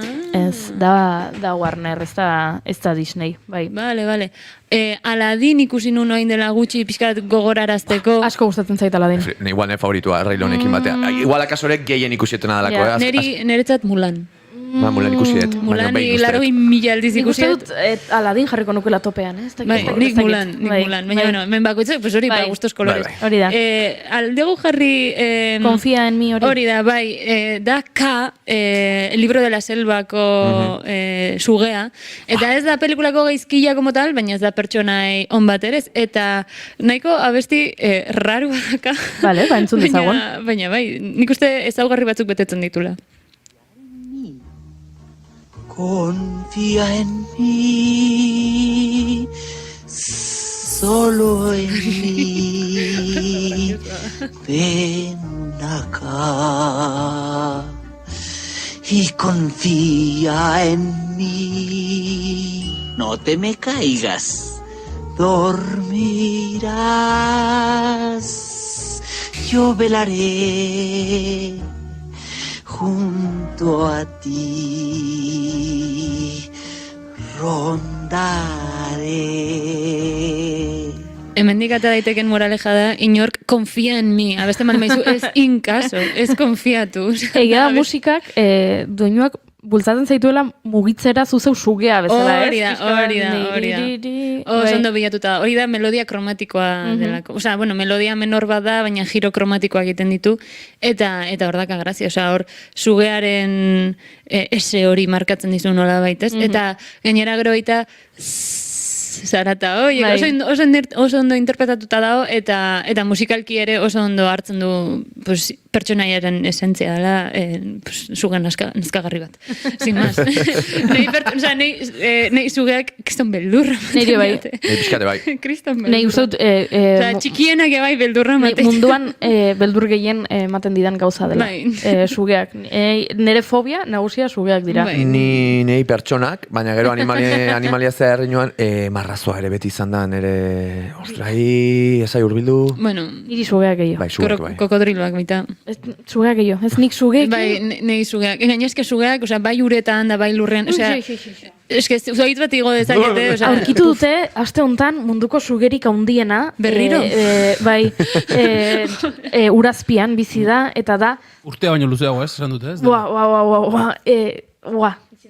Zenbat neurtzeu? Ez dakit. Zer da, anakonda gotako bat edo? Eske oso handia da, gehiago. Orain arte ikusi dugun edozein suge, baino askoz handi eta lodiagoa. Baina hori ez da sinuoso eta askar muituko, ez? Hoi pixkat atxona baldarra izango. Nik uste baldartasunak, bueno, orain sugetaz hasiko garen beldurrakat, baina baldartasuna balin badute eta oso lento balin badia nahi ez diate, nahi pixkat beldurra eta matiate askar muitzeanak, eta pixkat kontrolatze ez dituzun hori, baina erraldoia balima 7 metrokoa zea hori lasai gero erakutsiko dizuet bideo eta ikusiko ze. Gaizkile gehiagoa. Pasa ditugu 70ko hamarkadakoak, 80koak, eta orain... Vale. Betxutzen un kaskoak ziala. Ez, julen da. Vale. 2010-tik aurrera, más o menos, gaur egungo garaian, Disneyko pelikulek nahiko sin más bilakatu dira nire iritzi xumean. Ze gaizkile sorpresan rollua da makite, alegia ez dago gaizto perfektu bat pelikularako, baizik eta argumentuan zerbait gertatzen da, eta pertsonai sekundario horietako bat derrepende gaiztoa da. Jazta. Eta ez dauka abesti propio horikia, nahiko, oso errex aurre ikusi daiteke baitaren horri izango den gaiztoa azkenian. Orduan, pixkat xarma hori edo magia hori galdu du nik uste. Eta gero baita, pixkat Pixar kopiatu dute, ja ez dago gaizto bat como tal, bezik eta da elementuren bat da gaiztoa, adibidez Baiana pelikulan bezala, ez dago gaizkile bat como tal, bezik eta irla salbatzerakoan, dakate arrokatxo bat, ez dakizer, baina irla bera da, gaiztoa edo natura bera da, ez? Ez dago, ezin dezu identifikatu zerbait espezifikoakin. Eta orduan, hori bilanoan figura, como que desdibujatu inda, ez? Bizkat lausotu inda, da ez dakate behaien abestirik. Orduan, norazakoaten beraien abestirik, aukeratu dut Olafen en verano. Oso ondo. Dala oso abesti polita. Eta gaina oso divertigarria iruditzen zait, Olaf pertsonai bezala. Eta hori, entzun dezagun, en verano. Pero a veces me gusta cerrar los ojos e imaginar cómo sería si llegase el verano. Siempre quise soplar un diente de león y hacer lo que quiera que la nieve haga en verano. Té con limón, mi nieve tostándose al sol y consiguiendo un magnífico bronceado. Habrá una brisa cálida y no un frío asolador. Sabré lo que le pasa. Batematek ez balimaki Olaf lurrezko panpin bada. Orduan behar jakin nahi du ze pasatzen dan udan berekin. Eta ez du onartu nahi urtu ingo dela. Gaixua. Eta orduan berak nahi du jakin nolakoa den udan. Eta horretik iruditzen zaitu abesti moñoñoa. Eta parte abesti polita da, besterik gabe.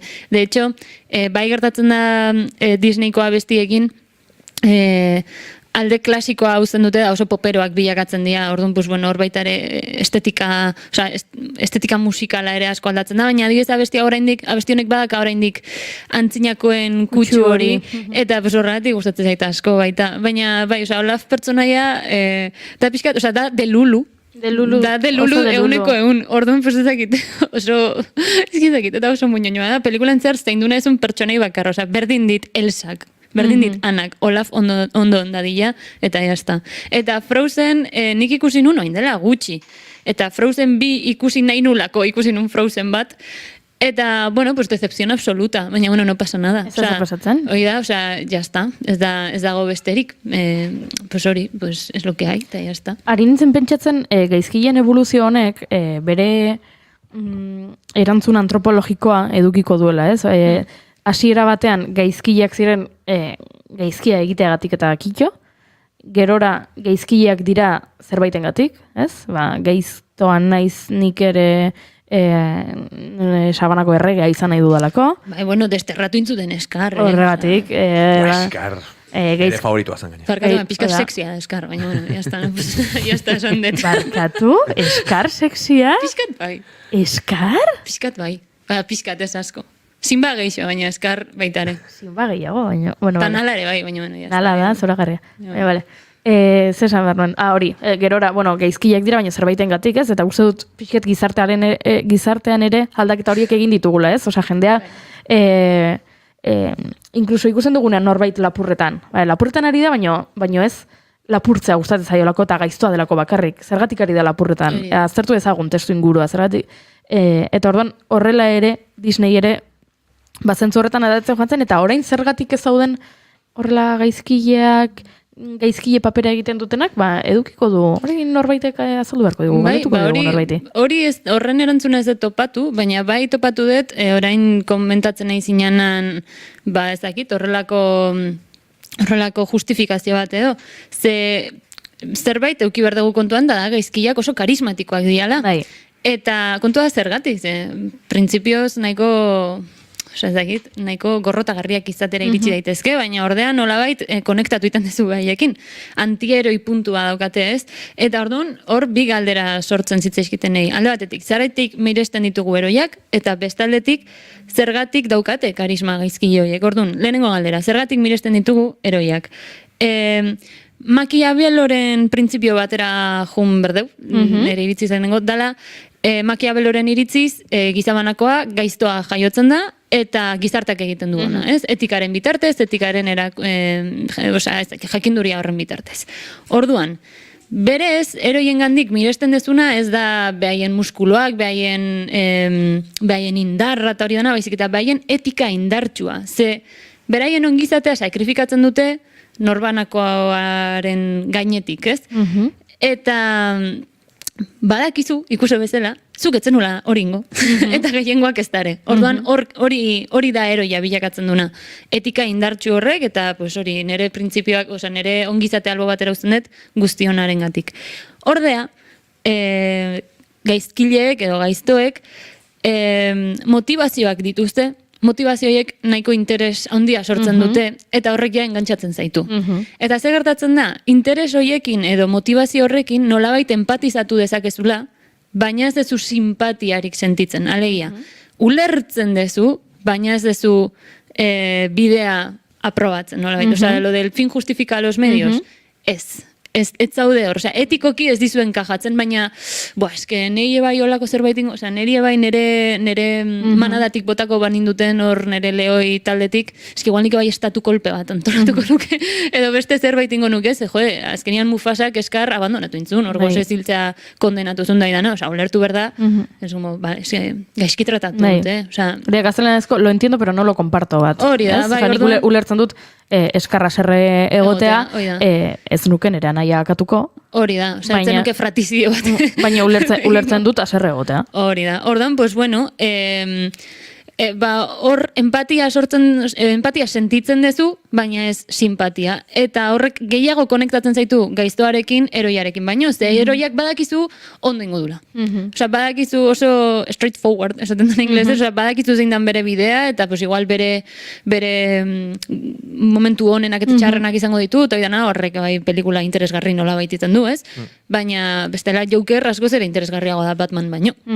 Evoluzioa, ez? Arkua, pertsonaiaren arkua ere, eroiak ez du edukitzen. Eroia da txintxoa hasieran eta bukatuko du txintxoa bezala antieroiak, gaizkileak, bilanoak, ikusten duzu ez? Egian ikustezakezu, garatzeko aukera gehiago ematen du, noiztik dan gaiztoa, zergatik den gaiztoa, gaizto izatetik askotan, ez? Pelikula hauetan bukaera izaten da, zoriontxua eta dena oso polia, eta orduan gaizkia batean txintxoa da, eta horrelako joku gehiago ematen du gaizkia. Eta gero baita, ze gaizto motana ezun, gaizto kaotikoa, gaizto divertigarrea, gaizto maltzurra, gaizto sadikoa, daude asko.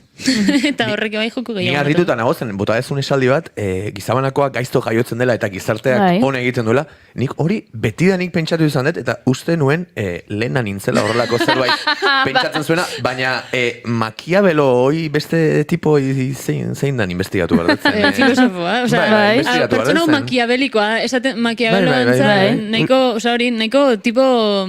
Osa, etzan gaiztoa, Hau hildangoa, ez? Behakin xardi bat antzeko. Aspaldi, bai. Inbokatu dezakezu igual, baina... Inbokatuko, hola. 1528 ekainaren 21 hiltzen.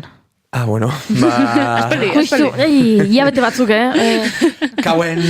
Bai, ez, hori da Machiavelloren esaldia, bueno, hori kontzeptuak ez da makiabelikoa, ez? Bai. Benetan pixka tipo honego retorzidoa zalako bere pentsamenduetan eta bere, batez ere bere jokaeretan. Eta orduan, pues bueno, pues hori, pixkat, mendik eratorritako hausnarketa bat, ez, eroiak, pues, horregatik, espero dezulako jendea berez gaiztoa izatea, edo goizta izatea, eta ordea eroia ez da. Hori da, benetan miresgarria, bakizuzuk etzen nula, ni baldiman ator, Krypton planetatik, ez? Superman bezala. Azteko, naiz estralurtar bat, ke pinto aquí? Ze egiten dut hemen. Bueno, nera ama bizi da lurrean, ez? Uste dut. Bueno, ez dago enteratuta Supermanen historiaz, baina, bueno, kontua ze behar dakat nik, estralurtar bat bezala lurra salbatzeko. Pues berez ez asko. Saltzea... Oia, orduan, pues bueno, pues Supermanek hori iten du, da horretik da eroi bat, eta jazta. Baina bai, hor dago pixkat gakoa. Baina, bueno, entzun dezagu mas, Pocahontas pelikulako gaiztoaren abestietako bat.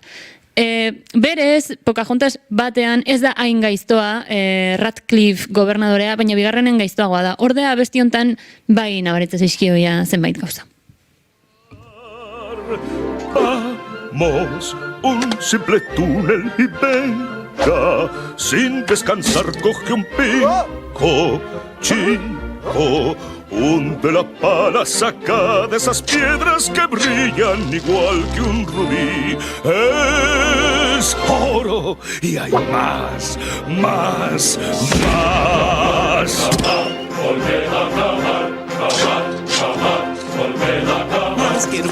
Quiero más. Como me gusta.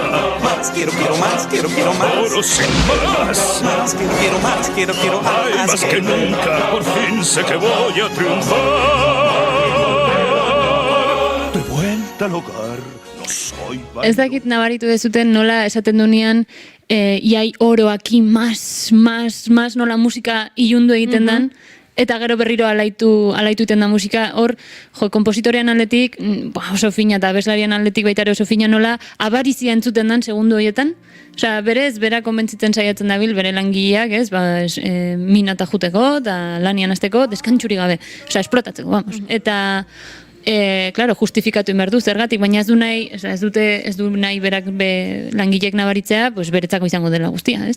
Orduan, pues horra barizia entzute zaio momentu eten, gero berriro desagartu iten da hor, musikalki oso fin inda hor akorde aldaketa, eta lehenengo aldiz entzun honian izan duko, Alan Menken.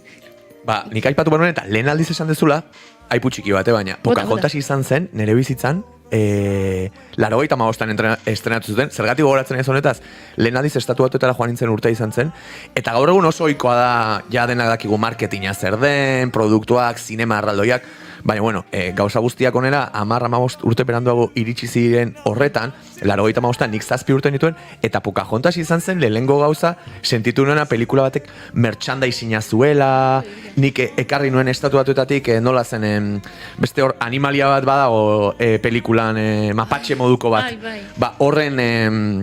horren figurin bat, eta izan zen nire lehenengo esperientzia bizitzan, non zerbaiten merchandisinga ikusi nuen, eta imaginatu zazue 7 urteko ume bat estatuatuetan, hau zeletxez da, eta gero honea etorri zan bat Disneyen uholdea, eta pelikulak igual lehenago bagenituen, baina ez pelikula baten inguratzen zuen fenomeno, osea, eta izan zen, lehenengo esperientzia beti Pocahontas ikusten duanean, esaten dut, don 95! Hane honin zalako lehen aldiz, barkatu baino. Lehen aldia aipatu duzu eta esan dut. Mira, ze hona. Hori beste bat ez detena uste osorik ikusi. Baina, uste pena hundia mate zitelako da, ama ez den da ikusi, eta jazta. Baina bai. Nik beste nabardura bat, ari garela abestiak entzuten gaztelaniazko bertsioan, gehien bat akordeak eta melodiak eta aipatu behar ditugulako letrak baino gehiago, eta guk horrela jaso ditugulako, baina hori, gehien bat ari garela melodiaz eta ez letretaz, ziur naiz gure iparraldeko Euskal Herritarrek frantsesez jasoko zituzela, edo ez dakit entzuna nuen asko ingelesez zuzenean jaso dituzela Disneyekoak, baina hori xe, nabardura pues que Under the Sea oso raro ite zaitu, ez da bajo el mar. Claro, txikitan. Baina, bueno. Claro, Ariel, escucha, el mundo de ahí arriba mucho peor. Mucho peor. Neri gustatuko litzak ez dakit nun botatzen den kurrikuluma hori egiteko baino, egia esan, kasu honetan bikoizte hori eta fonetika, gaina zuk ere jakingo duzu, fonetika ze importantea den musikaltasun horretan ez, eta batzutan respetatzen da, eta bestetan ez, kabura letxe ingo nuke. Guztua lan hoi, baina, bueno, ezin. En fin, hemen utziko dugu gaurkoz, eta horrengo hastian helduko diogu Disneyren klitxe bisualei. Eta gero ja auditiboekin sartuko gara. Klitxe bisualak eta musikalak. Bai, oida. Bai, zepa daude eta asko daude eta errepikatzen dira. Baina hori, arpegian formak eta olako historia? Forma, koloreak, bai, gauza asko. Bai, eta musikan baita ere badaude gauza batzuk errepikatzen dianak behin da berriro, formula badao, errepikatzen da, eta gaina funtzionatu iten du, eske, pake kambiar. Eskerik asko, baina niko hain etxeko lan nahiko ditugu ikusi gabeko Disneyeko pelikulak ikusteko, baina gainera zure solasaldian ostean, musikari oraindik ez dakit atentzio gehiagokin adituko dut, zen claro, nekien gaizkile, claro, bere bakoitzak bere musika eta hombre, noski. Klasitxo isuagean. Ba hemen txek gaizkile eta zerritu gara, gu nahiko bihurriak garelako baita ere, baina orekatzeko, badakizu Disneyen pelikuletan bezala beti amaiera politia izaten dutela, pixkat orekatzeko gaizkileen gora zarre hau jarriko dizuet, eta horrengo minutuak egingo ditugu, Pocahontaseko Colores en el viento abestiarekin, oso delako.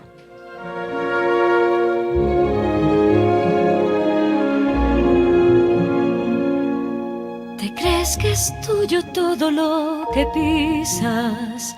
Te adueñas de la tierra que tú ves, mas cada árbol, roca y criatura tiene vida, tiene alma, es un ser. Parece que no existen más personas que aquellas que son igual que tú. Si sigues las pisadas de un extraño, verás cosas que jamás soñaste ver. ¿Has oído un lobo aullarle a la luna azul? ¿O has visto a un lince sonreír? ¿Has cantado con la voz de las montañas y colores en el viento descubrir? En el viento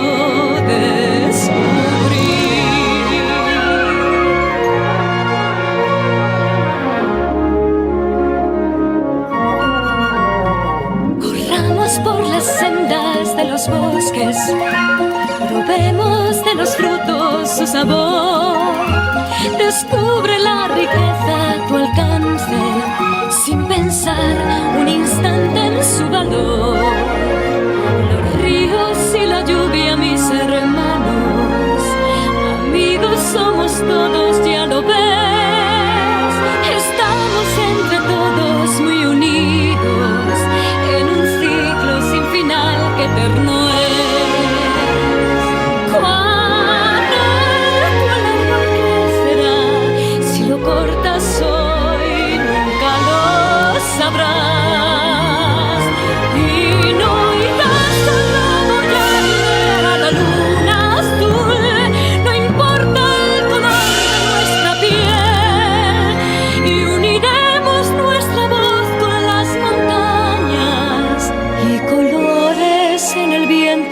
Descubrir Si no entiendes que hay aquí, solo es tierra para ti. But don't be unkind. It don't mean I'm blind.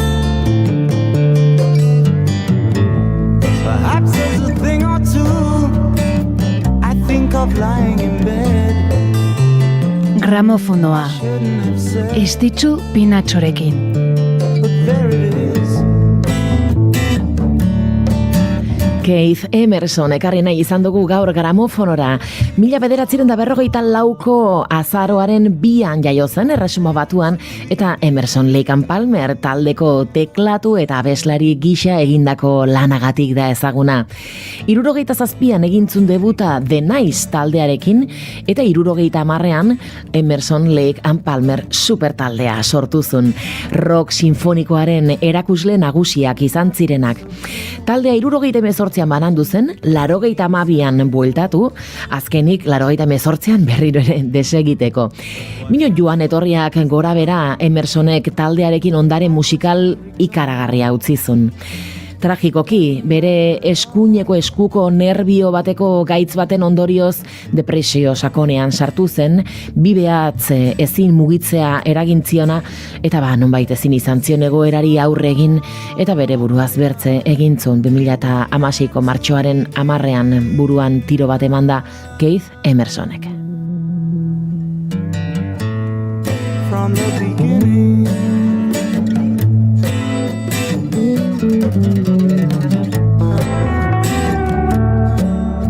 Jada entzungai duzue gramofonoaren azken saioa. Gure webgunean eta podcast plataformetan.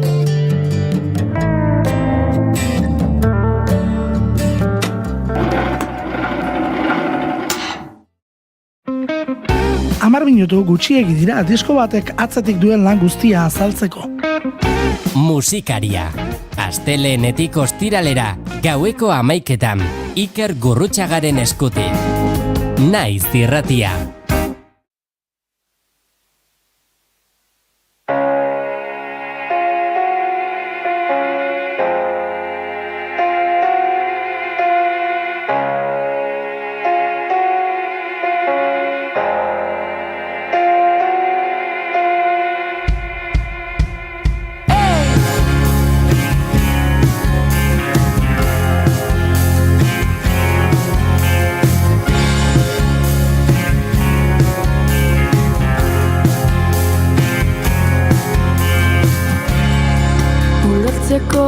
Eskatu nizun Tanik oraindik Ez dut ezer ulertu.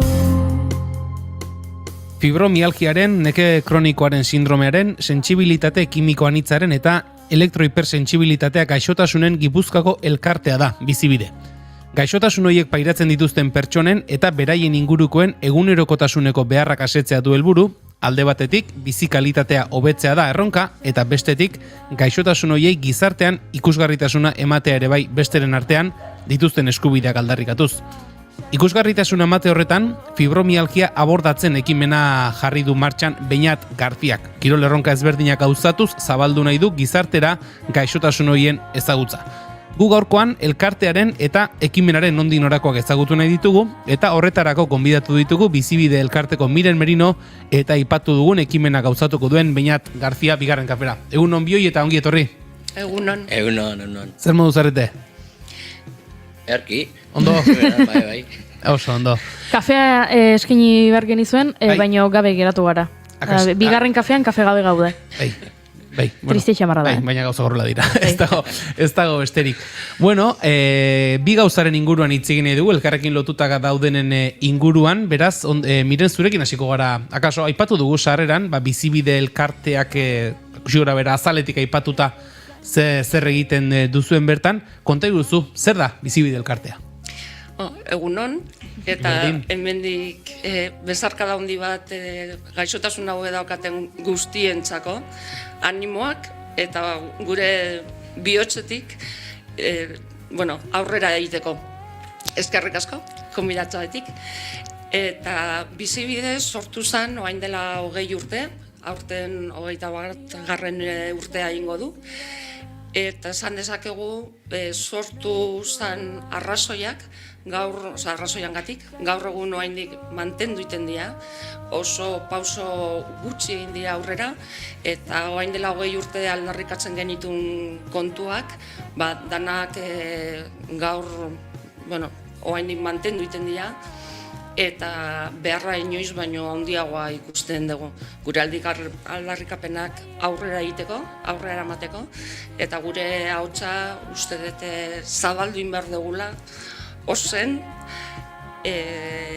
eta alde hortatik oso ondo hemen gaudela.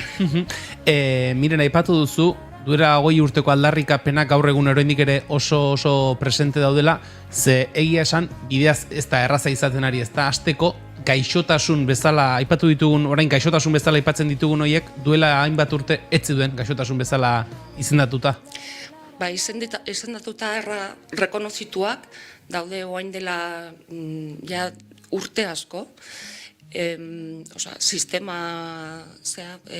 klinikoan onartua daude, OMSek onartu zituen orain dela 25 edo 30 urte gutxienez, eta ez dagona da, hemen gure gizarte eta gizarte esan nahi dietenean da sistema publikoan, osasun sisteman eta gizarte segurantzan eta protekzio sisteman horrez daude bat ere rekonozitutak, hor ez dago ezin ikusintasun haundin ikaragarria, eta hori da gauza bat guregan eragina izango nuke katastrofikoa daukala, mina handia egiten du, lehendabizi rekonozituta sentitzea, bigarrena diagnostiko bat bentiarra ez izatea, diagnostikoak egiten dira urte asko sintomatologiakin hasi eta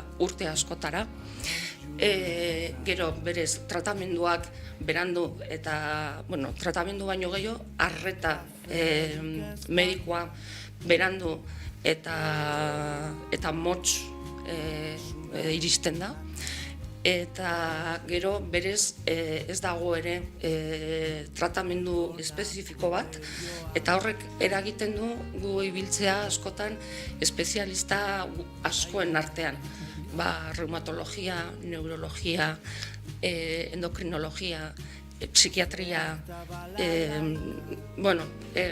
bidaltzen gaituzte batetik bestera, eta honek ere suposatzen du sobremedikazio bat egotea askotan, beraien artean ez dago koordinaziorik, ez dut izango nahiko koordinaziorik, ez dago mediko artean, eta horrek sentiarazten gaitu pertsonak zatituak, zati bat, psikiatrak behiatzen gaitu, beste zati bat, beste mediku batek, eta gu aldarrikatzen dugu unitate espezializatu bat sortzea.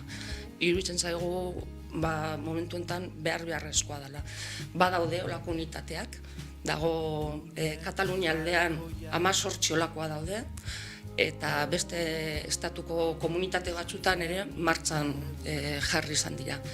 Hemen, Eusko Jaurlaritza aldetik, osasun arlotik dago benetan begiak itxi bat, iztea bat, ez dute hori onartu nahi, eta gainean gu pentsatzen dugu gestio aldetik eta rekurso baliabide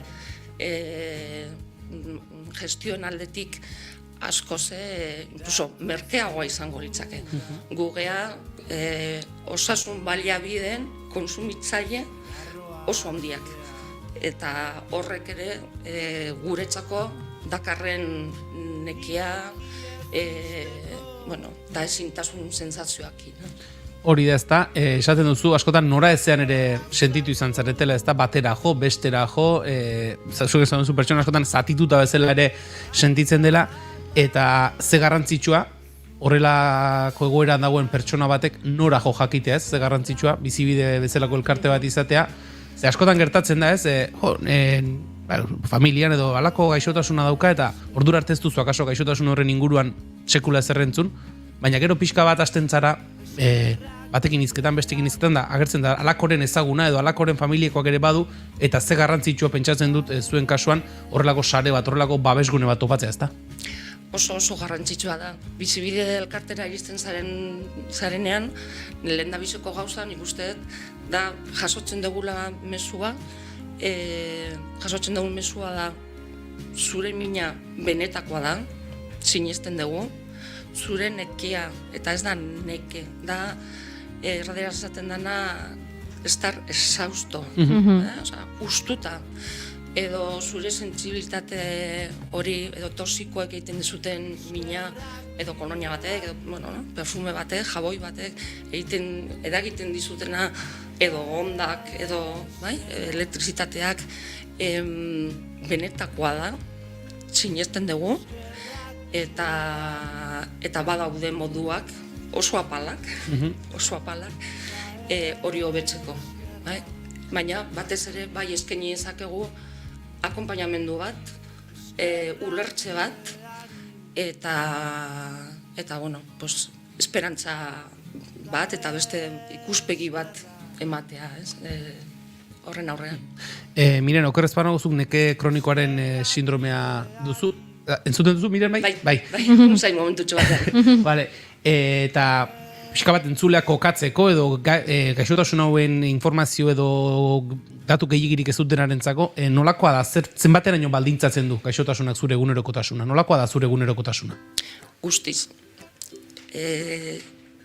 Esan behar da, gaixotasun hau beste asko bezala, ere gradu tamaina diferentetan ematen dela.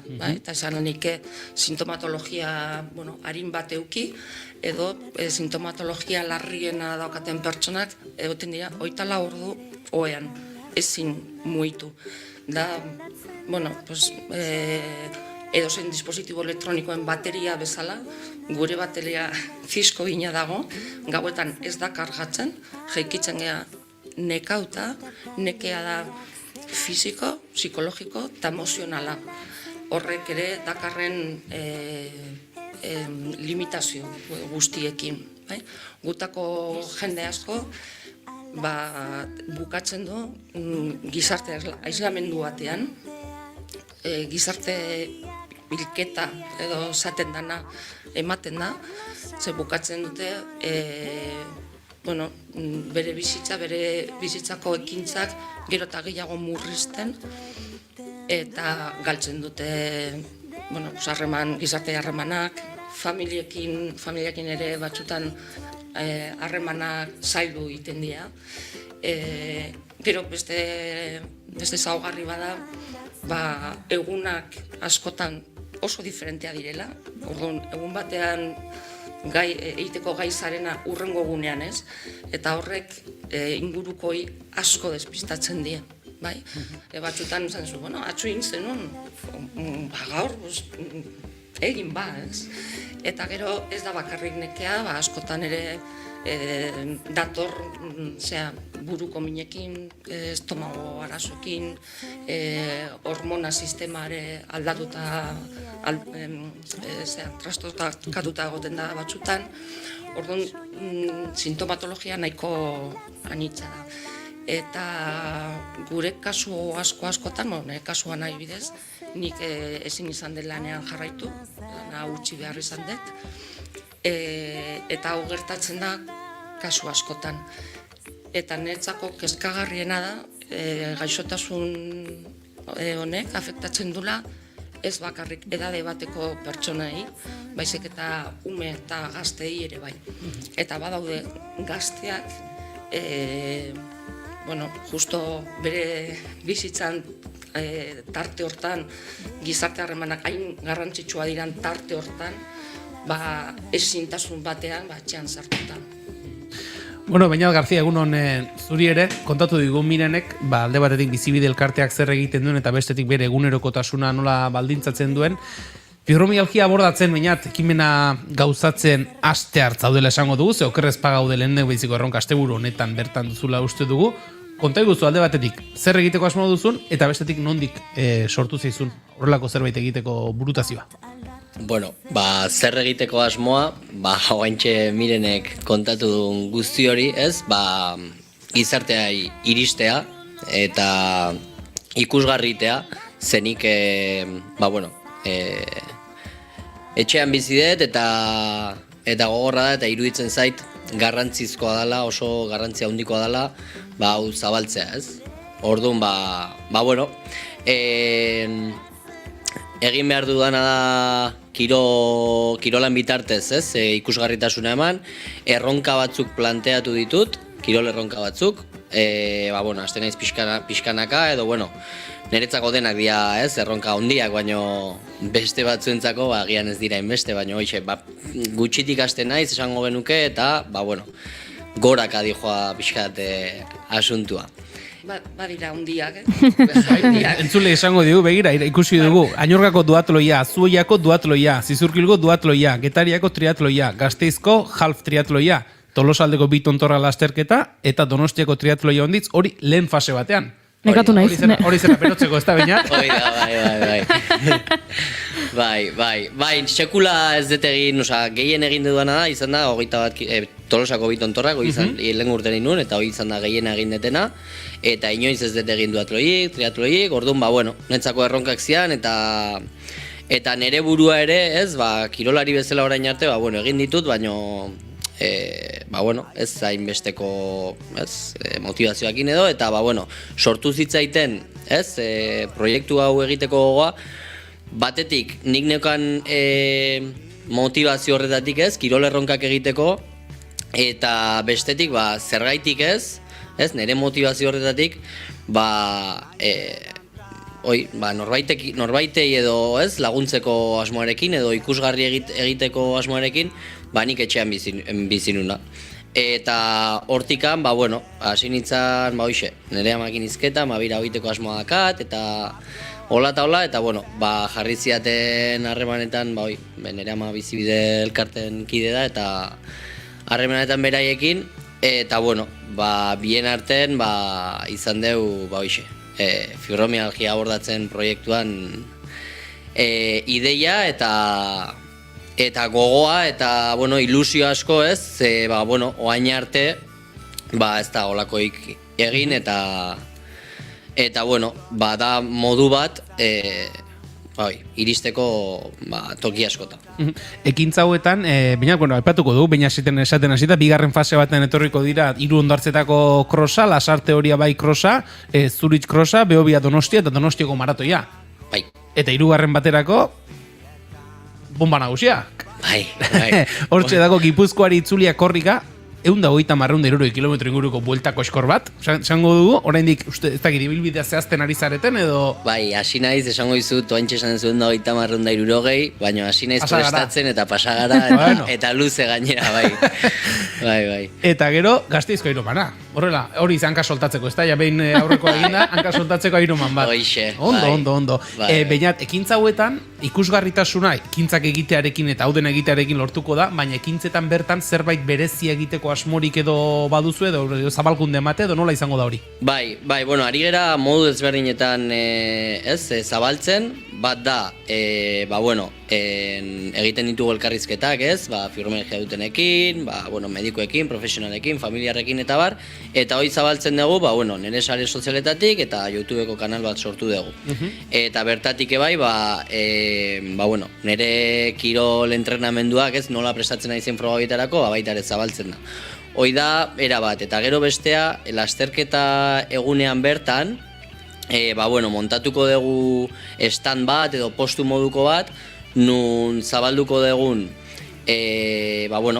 bizibide elkartean egiten den lana, gaixotasunaren inguruko informazioa eta proiektuaren inguruko informazioa. Eta bertan ebai, behin asteasun izan zen bizibide elkartea baitare stand batekin, eta okurritu zitzaien ideia ez, pixu batzuk jartzea eskumuturretan, hanketan eta txaleko pixutxo oitako bat, Eta, bueno, jendeak probatu dezan, ze sentsazio izaten duten, bueno, ez da sentsazio inoski, baino, ze sentsazio eukitzen dute ez, pertsona hauek behaien egunerokotasunen.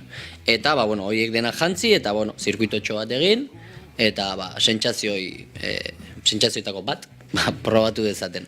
Eta hori da pixkat egiten ari garen, eta, orain ari gera ere zapi bat, atera dugu, eta zapi hori, ari gera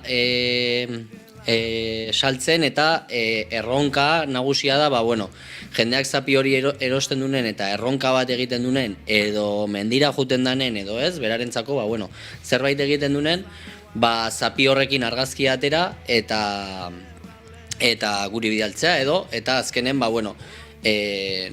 ikustea ez gehala bizibide eta bainat bakarrik ez, fibromialgiangatik ari garenak baizik eta jende gehiago dagola horren alde eta horri ikusgarritasuna emateko gogoakin. Miren, pentsatzen dut zuentzako ere eskertzekoak izango direla ez, horrelako binat egitera doana bezalako ekimenak eskertuko dituzuela. Asko.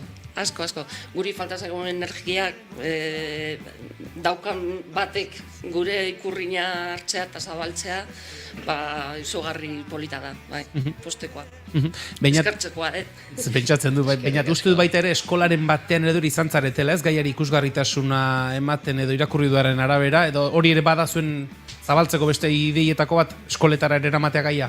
Bai, pixkanaka ari dira geroz eta gauza gehiago ateatzen. Azkenen ideia esate dizut, hasi zan ideia txiki batetik, hori motivaziotik, kirol erronkak egin eta ikusgarritasuna eman, besterik gabe. Baino, gaia ari da ez, potoltzen eta jendea ez, interes asko ari hartzen, eta eskoletatik, adibidez Gainberri eskolatik deitu ziguten, eta bertan hitzaldi moduko bat emateko, nondik atea zan proiektua, nola, eta zergatik. Azkenen behaiek bai ez, hortaz ari dira ikasten, eta nola sortu daitezkeen proiektuak ideia batetik. Eta zan pixkat, beraiei ere, hori pixkat helarazteko. Ez dira makalak ez, bizibide elkarteak dituen erronkak, ez da Beñat Garziak aurrera begira, etorkizunera begira dituenak ere. Eskerrik asko, Miren eta Beñat, gaurkoan gurera hurbildu, eta oraindik ere behar duen ikusgarritasunik ez duen gai honen inguruan argi pixka bat jartzeagatik, eutsi goiari eta Beñat, animo. Mila esker, beharko dugu pixkat. Mila esker.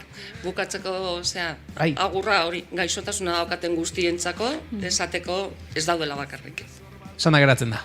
Ez zaudete bakarrik eta horrela gai interesgarri honekin agur esango diogu gaurko saioari, ze konturatzerako eguerdiko 12ak gainean ditugu eta gure lankiekin utzi behar zaituztegu azken orduko informazioa ezagutzeko, baina gu beti bezala hementxe egongo gara bihar 10ak eta 5ean, badakizu astazkenetan musikaz blai izaten dela gure saioa, beraz hortxe edukiko dugu bai doinuetatik haratago, edukiko ditugu eduki gehiago musikarekin zerikusia dutenak, beraz ez galdu bihar 10ak eta 5ean hemen Naiz Irratian bigarren kafea egunero bezala. Azkeneko minutu hau Pekiren bibide entzuten emango dugu.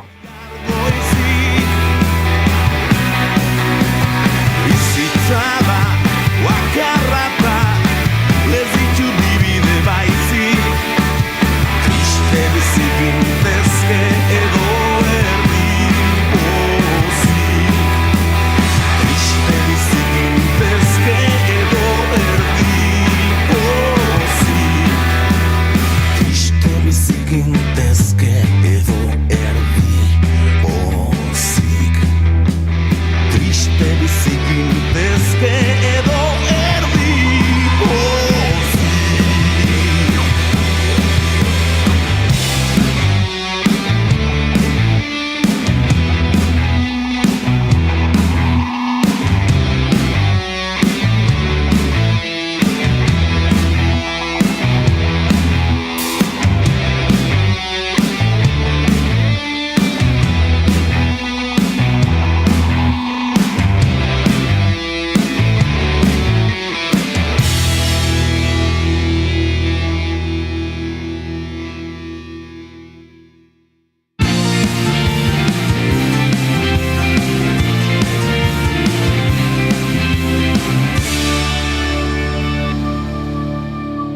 bigarrenak ez direlako beti okerragoak, bigarren kafea.